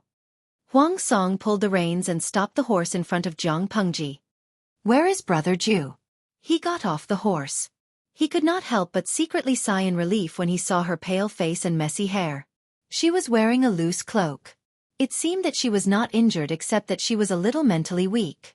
After listening to Jiang Pengji's words last night, Huang Song led his lackeys to patrol a few rounds. In the middle of the night, he even caught two hedonistic sons of aristocratic families fooling around on the streets. He was about to arrest them according to the rules of Shangjing when the earthquake occurred without warning. The first thing Huang Song did was to gather the troops to save the people. He, on the other hand, hastened his horse back to the mansion to take a look. His father had always slept late. When the earthquake happened, he was slightly injured, but his life was not in danger. He was lucky enough to escape. Huang Song ordered the surviving servants to save the people, search for money and food in the ruins, and place the old man in a relatively safe place. After making all the arrangements, he brought people to this area to search and rescue the officials and nobles who were trapped under the ruins. All of Shangjing had been reduced to ruins. 9 out of 10 rooms had collapsed. Along the way, Huang Song's heart sank. Who knew how many people would be left alive in Shangjing City after this disaster? Jiang Pengji glanced at Huang Song and the soldiers behind him. They all looked like they had just finished working at a construction site and were in a sorry state. Huijie is fine, but his arm is slightly injured. He's inside now. Although the inspector of Shangjing was a small official, similar to the head of the city management, there was one advantage. This position had people under him. That's good. Huang Song heaved a sigh of relief. He kindly advised Jiang Pengji, "The situation is unstable now, and this is not a safe place. In order to prevent the rioters from robbing and killing people, as well as robbing food and money, Brother Liu should make plans early." Jiang Pengji frowned after hearing that. She knew what the people would do when they were forced into a desperate situation, but there was a prerequisite. "I heard that there are 100,000 Imperial Guards in Shangjing. If the Imperial Guards are mobilized, they can definitely pacify the people at once and save more people. Why would the people need to take risks out of desperation when the Imperial Court has opened the warehouse to release food?" Her voice was laced with ice. Her sarcasm was obvious. Huang Song's expression became a little awkward when he was questioned. He said helplessly, "When the earthquake happened, the Emperor's family was outside the city to avoid the summer. The Imperial Guards had to protect the Emperor's family, so they couldn't leave easily." Hearing that, Jiang Pengji closed her eyes slightly. Xueqi, who was behind her, could hear the hidden meaning behind Huang Song's words. He almost could not help but step forward to question her. However, just as he took a step forward, Jiang Pengji raised her hand to stop him. The audience in the streaming room was still immersed in the devastation and discomfort of the ruins. When they heard Huang Song's words, they completely exploded. "Lao Siji Lianming. What is this? There are 100,000 Imperial Guards. Can't they leave 10,000 to protect the Emperor and the rest to save people?" Dies Hajuan. "Bah! Why do they need 10,000 to protect people? Who does the Emperor of Dongqing think he is?" Ingyang Kuaixian. I've been following the live stream recently. According to the news, the Imperial Guards are the largest armed force in Shangjing. If they don't come out to save the people, are these beasts going to watch the lucky survivors die? Jiang Pengji glanced at the bullet screen from the corner of her eyes. She sneered in her heart. If the earthquake was smaller and occurred during the day, there would not be so many casualties. The Emperor would probably be willing to mobilize the Imperial Guards to save people. Shangjing was now in ruins. How could it still be considered the capital? The cost of reconstruction was probably not something the current national treasury could bear. Under such circumstances, the Emperor of Dongqing would naturally choose the method with the least loss. Zai Chili Diao. Hee, you have to know that in ancient times, the lives of the people were like grass. Life was indeed precious, but you had to be a high official or noble. Take Brother Huang Song for example. He brought people to save people, but they were all famous people in Shangjing. The speed of rescue in ancient times was so slow. At the same time, if ordinary people were saved, the officials and nobles might die. Put the two together. Who do you think will be saved first? Waha! I remember the Luchuan earthquake. I was in university in Luchuan at that time. The earthquake happened and the dormitory collapsed. I was rescued from the ruins by a soldier. Looking at this streaming room, I just want to know if I was an ordinary person, would I be able to live? Beef soup Bujiajong. The person above, don't be funny. If that was the case, your corpse would have been cold long ago. You would probably have finished the reincarnation process. Balu Yatong Shurjan fan. Let's not talk about it. It's full of negative energy. I want to smash my keyboard. I'm going to do something positive to calm myself down. I'm going to post on Baidu and see if I can attract some rich people to reward me in the streaming room. The audience in the streaming room chose to believe in Jiang Pengji with the prestige and credibility accumulated over the years of streaming. The rewards of various amounts continued. Huang Song seemed to have some sources of information. He had a good impression of Jiang Pengji, so he could not help but hint. Now that the emperor can't even take care of himself, Brother Liu, take the opportunity to leave quickly. From now on, you can fly freely in the sky and swim freely in the sea. If you're too late and the emperor remembers you and second Brother Feng, I'm afraid you won't be able to leave. After he finished speaking, he resumed his businesslike expression. Jiang Pengji sneered. I, Lu Shi, may not have other things, but I still have a backbone. If I abandon everything and escape now, what difference is there between me and a coward? You don't have to hide it from me, Bogeo. I'm not stupid. I know very well that the emperor saw that 9 out of 10 houses in Shangjing had collapsed. He was too lazy to spend a huge amount of money to rebuild the capital, so he wanted to leave with the nobles and the important ministers and move the capital directly, right? Who would spend a huge amount of manpower and material resources to rebuild Shangjing if they were going to move? If there was no intention to move the capital, even if the emperor was afraid of death, he would still send the imperial guards to save the people, even if it was just to save face. The dignified capital could not only have the emperor, but also the people. Now that the imperial guards were grasping tightly and refusing to rescue them, it meant that they were abandoning the people. Naturally, the intention to move the capital was obvious.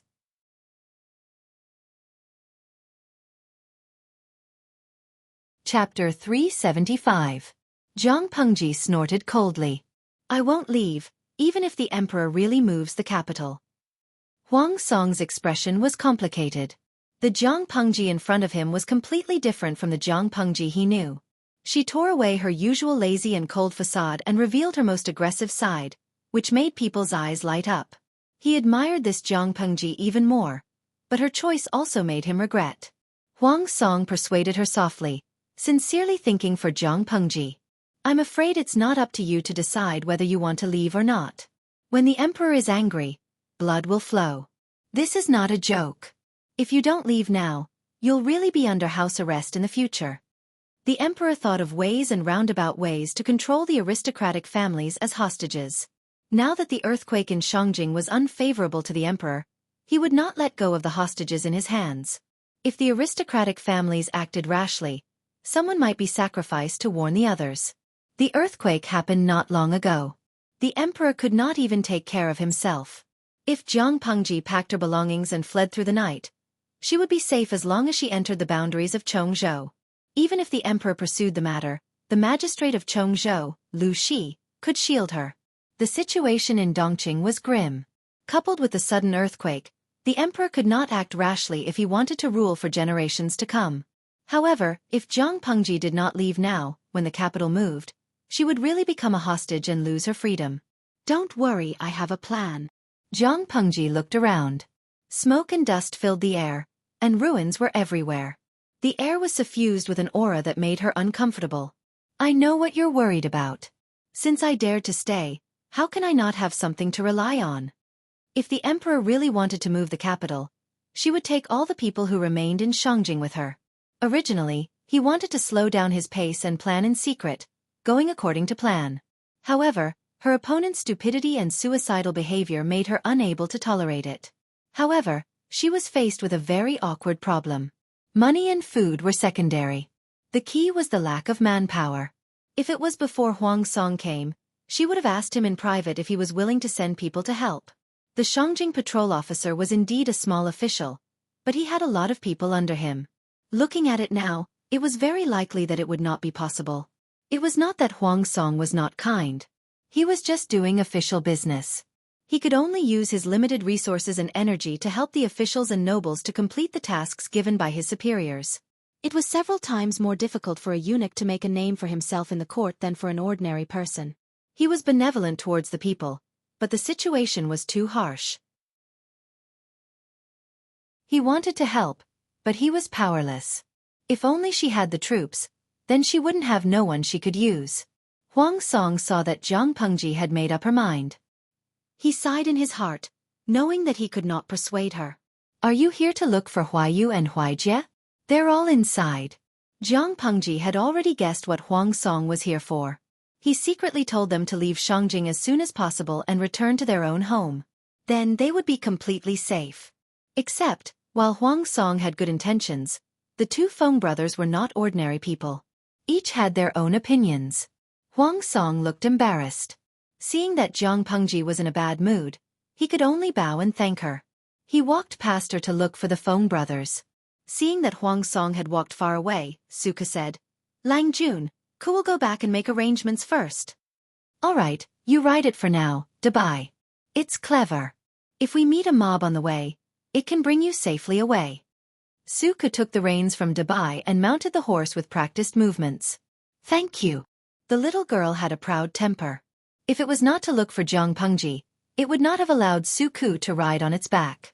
Now that Jiang Pengji had given her permission, Xueqi was not rejected by Dubai. Jiang Pengji waited in the same spot for a while. Not long after, she saw Huang Song coming over expressionlessly. When they passed each other, they nodded and went about their own business. As the patrol officer of Shangjing, Huang Song had an obligation to rescue the trapped officials and nobles and ensure their safety. Jiang Pengji's tent was very sturdy. It could accommodate 3 adults without feeling cramped. Wei Jingxian, who had drunk some nourishing soup, had already fallen asleep in the tent.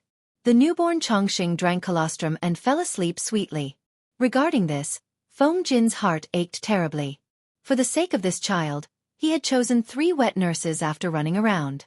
They were healthy, had sufficient milk, and had good manners. In the earthquake last night, one of the 3 had died. The other 2 had been seriously injured and could not nurse the child at all. However, they could not let the child starve because there were no wet nurses. Could they? The husband and wife looked at their crying daughter. Wei Jingxian could only open her mouth and ask if she could nurse the child herself. The child had just been born. When he cried, he twitched. He was as weak as a kitten. She felt sad and uncomfortable when she heard it.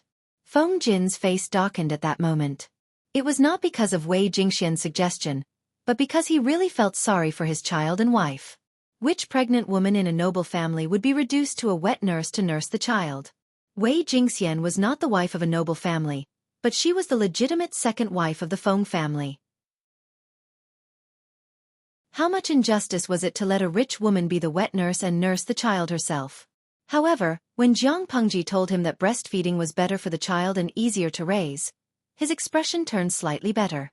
However, his mood did not last long. Huang Song came to visit. The news brought by this person made his chest feel stuffy. The scenery in front of him was dark and gloomy. He almost choked on blood. Ordinary people could not see the trick, but how could Feng Jin not sense that there was something fishy about it? The emperor wanted to abandon Shangjing and move the capital to another place. Huang Song did not stay to wait for Feng Jin and his brother's reply. Time was of the essence now. They could not delay it even for a moment. He wished he could have thousands of incarnations. To be able to find time to inform Feng Ju at such a time, it was obvious that he really regarded Feng Ju as a close friend. Lanting? Why are you back? Feng Jin heard the movement and looked up. He saw the person who had come. It was Jiang Pengji who had bid farewell before. I met Bogeo on the way. I'm afraid the emperor is going to abandon Shangjing and move the capital with his people. Feng Jin forced the corner of his mouth to twitch. Jiang Pengji's thoughts coincided with his. Now there were 2 paths in front of him. First, he could do nothing. He could wait for the emperor to send someone to pick him up and continue to be a hostage of the Feng family. However, Feng Jin was not an ordinary person. How could he not see how dangerous this path was? It was not jail, but it was worse than jail. When he arrived at the place where the capital was moved, he was afraid that he would become a real prisoner. Second, he could take the opportunity to pack up his belongings and escape with his wife and child. If Jingxian had not yet given birth and was still pregnant, he could try the second path. However, fate made a fool of him.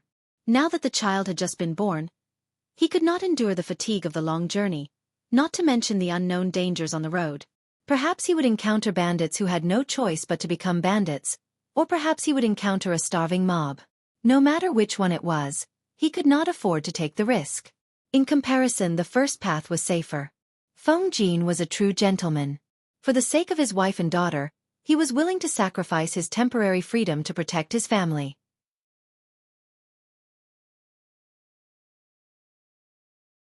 Chapter 376. Huayu, she said, interrupting Feng Jin's thoughts. Help me. Feng Jin's heart trembled. What do you need me for? Just tell me. Speaking of which, they were not only best friends. Lanting had saved his and his family's lives. I want to stay in Shangjing. As soon as she opened her mouth, Feng Jin said decisively, No, you should leave as soon as possible. He did not want his wife and daughter to be implicated. He had no choice but to choose a safer plan, but Jiang Pengji was different. It was good enough that she did not provoke bandits and mobs. Her safety was guaranteed. She had a high chance of leaving Shangjing for Chongzhou. Listen to me first. Go on, I'm listening. Feng Jin calmed his emotions. Jiang Pengji said, You saw it too. The emperor wants to give up on the people of Shangjing and choose to move the capital. The imperial guards are his lifeline. He won't let them go easily. We can't expect him to suddenly repent and become a king who loves the people like his own children. Huayu, have you thought about how the surviving people of Shangjing will live if we don't do anything? So, I want to stay and help them. If the Dongqing emperor wanted to move the capital, she would move the surviving people of Shangjing. Feng Jin sighed and poured cold water on her. Lanting, I know you are kind and virtuous, but you can't do it alone. What about the manpower needed to save the people? What about the food that the surviving people needed? What about the medicine needed to treat the wounded? That was only the most basic requirement. What about the dead people's bodies? It was summer and the corpses were rotting quickly. If they were not handled properly, it would lead to the spread of the plague. If the plague appeared, there would be a large number of patients. They did not have a doctor who could treat the plague. Most of the people in the world were fools. They were easily bewitched. Even if Jiang Pengji was dedicated to the people, there would always be people who liked to cause trouble. They could not wait for the food to be distributed, or they criticized her for not doing a good job. They liked to kill and rob. How could they be suppressed? Even if the above problems were solved, how would she settle the people who were saved? Shangjing was in ruins. The people were homeless. Even the emperor was troubled by this mess. She had the guts to take over? Feng Jin did not know what to say to her. Huayu, I can do it, Jiang Pengji said plainly. Feng Jin suppressed the inexplicable uneasiness in his heart. He looked sharply into Jiang Pengji's eyes. His voice was hoarse and his breathing was heavy. You're just a commoner. You can't shoulder such a huge responsibility. If you want to save him, you must take care of everything. Have you thought about how to end this? The emperor of Dongqing had given up on the people and chosen to move the capital. She, as a commoner, dared to go against him. She must be tired of living. I know how to end this. Jiang Pengji was as still as a mountain. Her expression did not change at all. Shangjing City is uninhabitable now. It will take a lot of energy and manpower to rebuild it. Based on the scale of this earthquake, it was likely that it would not only affect Shangyang County, but perhaps an entire province. There is no time to rebuild a home on top of the ruins. So, I want to move them to Chongzhou. As soon as he finished speaking, Feng Jin's expression changed drastically. He flipped the short table beside him. The short table flipped in the air and landed heavily on the ground with a clang, waking up Wei Jingxian and Chongqing who had just fallen asleep. Chongqing's weak cries were heard, her red and wrinkled little face was steaming, her cries sounded extremely aggrieved. Wei Jingxian lifted the curtain of the tent. She comforted the child while looking at the two of them in fear. Husband. Lanting. You. Did the two of them quarrel? Your husband is fine. Feng Jin was pulled back to reality. His cold expression turned into guilt. He said in a low voice, Comfort Chongqing. There were aftershocks from time to time. Even adults were afraid. let alone a newborn child. As the father, he could not control his emotions and flipped the table, scaring the child to this extent. How could he not feel guilty and blame himself? Lanting, let's go somewhere further to talk. Feng Jin's expression returned to normal, but his tone was no longer gentle. It was more strict. Okay. Jiang Pengji stood up and followed him. The audience in the streaming room was frightened by the aura between the two of them. There was a gap in the bullet screen. Yang Kuaixian, how did the young Feng Jin suddenly become so scary? In an instant, he transformed from a gentle and noble son to a ferocious man. It scared the babies in the audience to death. Beef soup Bujia Jiang. Could it be that the streamer said something taboo and guessed his sore spot? Lao Siji Lianming. Tisk, worrying for nothing. Feng Jin's thoughts were actually quite easy to guess. The streamer did say something taboo. No matter which era it was, rebellion was not forbidden, right? The streamer just hinted that she did not want to put up with the stupid emperor of Dongqing anymore. She wanted to go on her own. The young Feng Jin received an orthodox education. It would be strange if he could accept it so quickly. Wushi Guanqian. Look at the Dongqing emperor. If he doesn't rebel, he will live through the Qing dynasty? Who's Tiaodong? Even so there is no need to be so shocked, right? Look at Su Ku, his ability to accept is quite strong. In Yuejia Zhuge Qinma, Tiske, but the problem is, does the young Su Ku know that the streamer is a woman? When the bullet screen came out, countless ellipses appeared randomly, as if they did not realize the connection between them. So what if she is a woman? Did she eat your rice? After a long time, when the audience realized what it meant, they were suddenly speechless. The streamer was a reliable friend in the young Feng Jin's heart. If she was a man, she would naturally be able to show off her skills and plot for the world. After all, the Dongqing emperor was indeed stupid. If he rebelled, then so be it. But the problem was that she was a woman. Feng Jin probably did not have the concept of someone rebelling in his mind. After a while, one of the audience members told the truth. Nu Di Jiu Wa. Why do I feel that? My baby Feng Jin was frightened by the streamer? Feng Jin was indeed frightened. His heart was full of complicated emotions. In the end, he accidentally flipped the short table. Lanting, why did you? Feng Jin's expression was indescribably conflicted. He knew that his best friend was restless and always caused trouble, but he did not expect her to be so ambitious. This is good. Jiang Pengji's expression was indifferent. She threw out an excuse. Can you imagine that one day, I will stay at home to take care of my husband and children?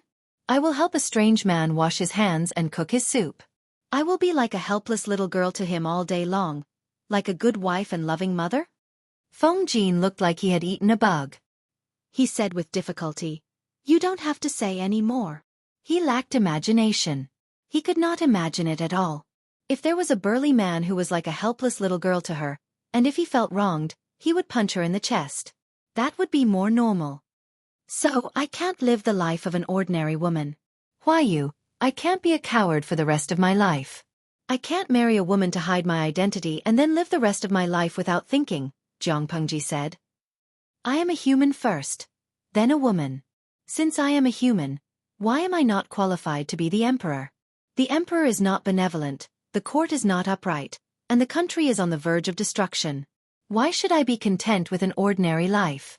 You're tuning in to the Xueqi's Martial Arts Saga YouTube channel. Don't forget to subscribe and join us on this journey to catch the most captivating stories.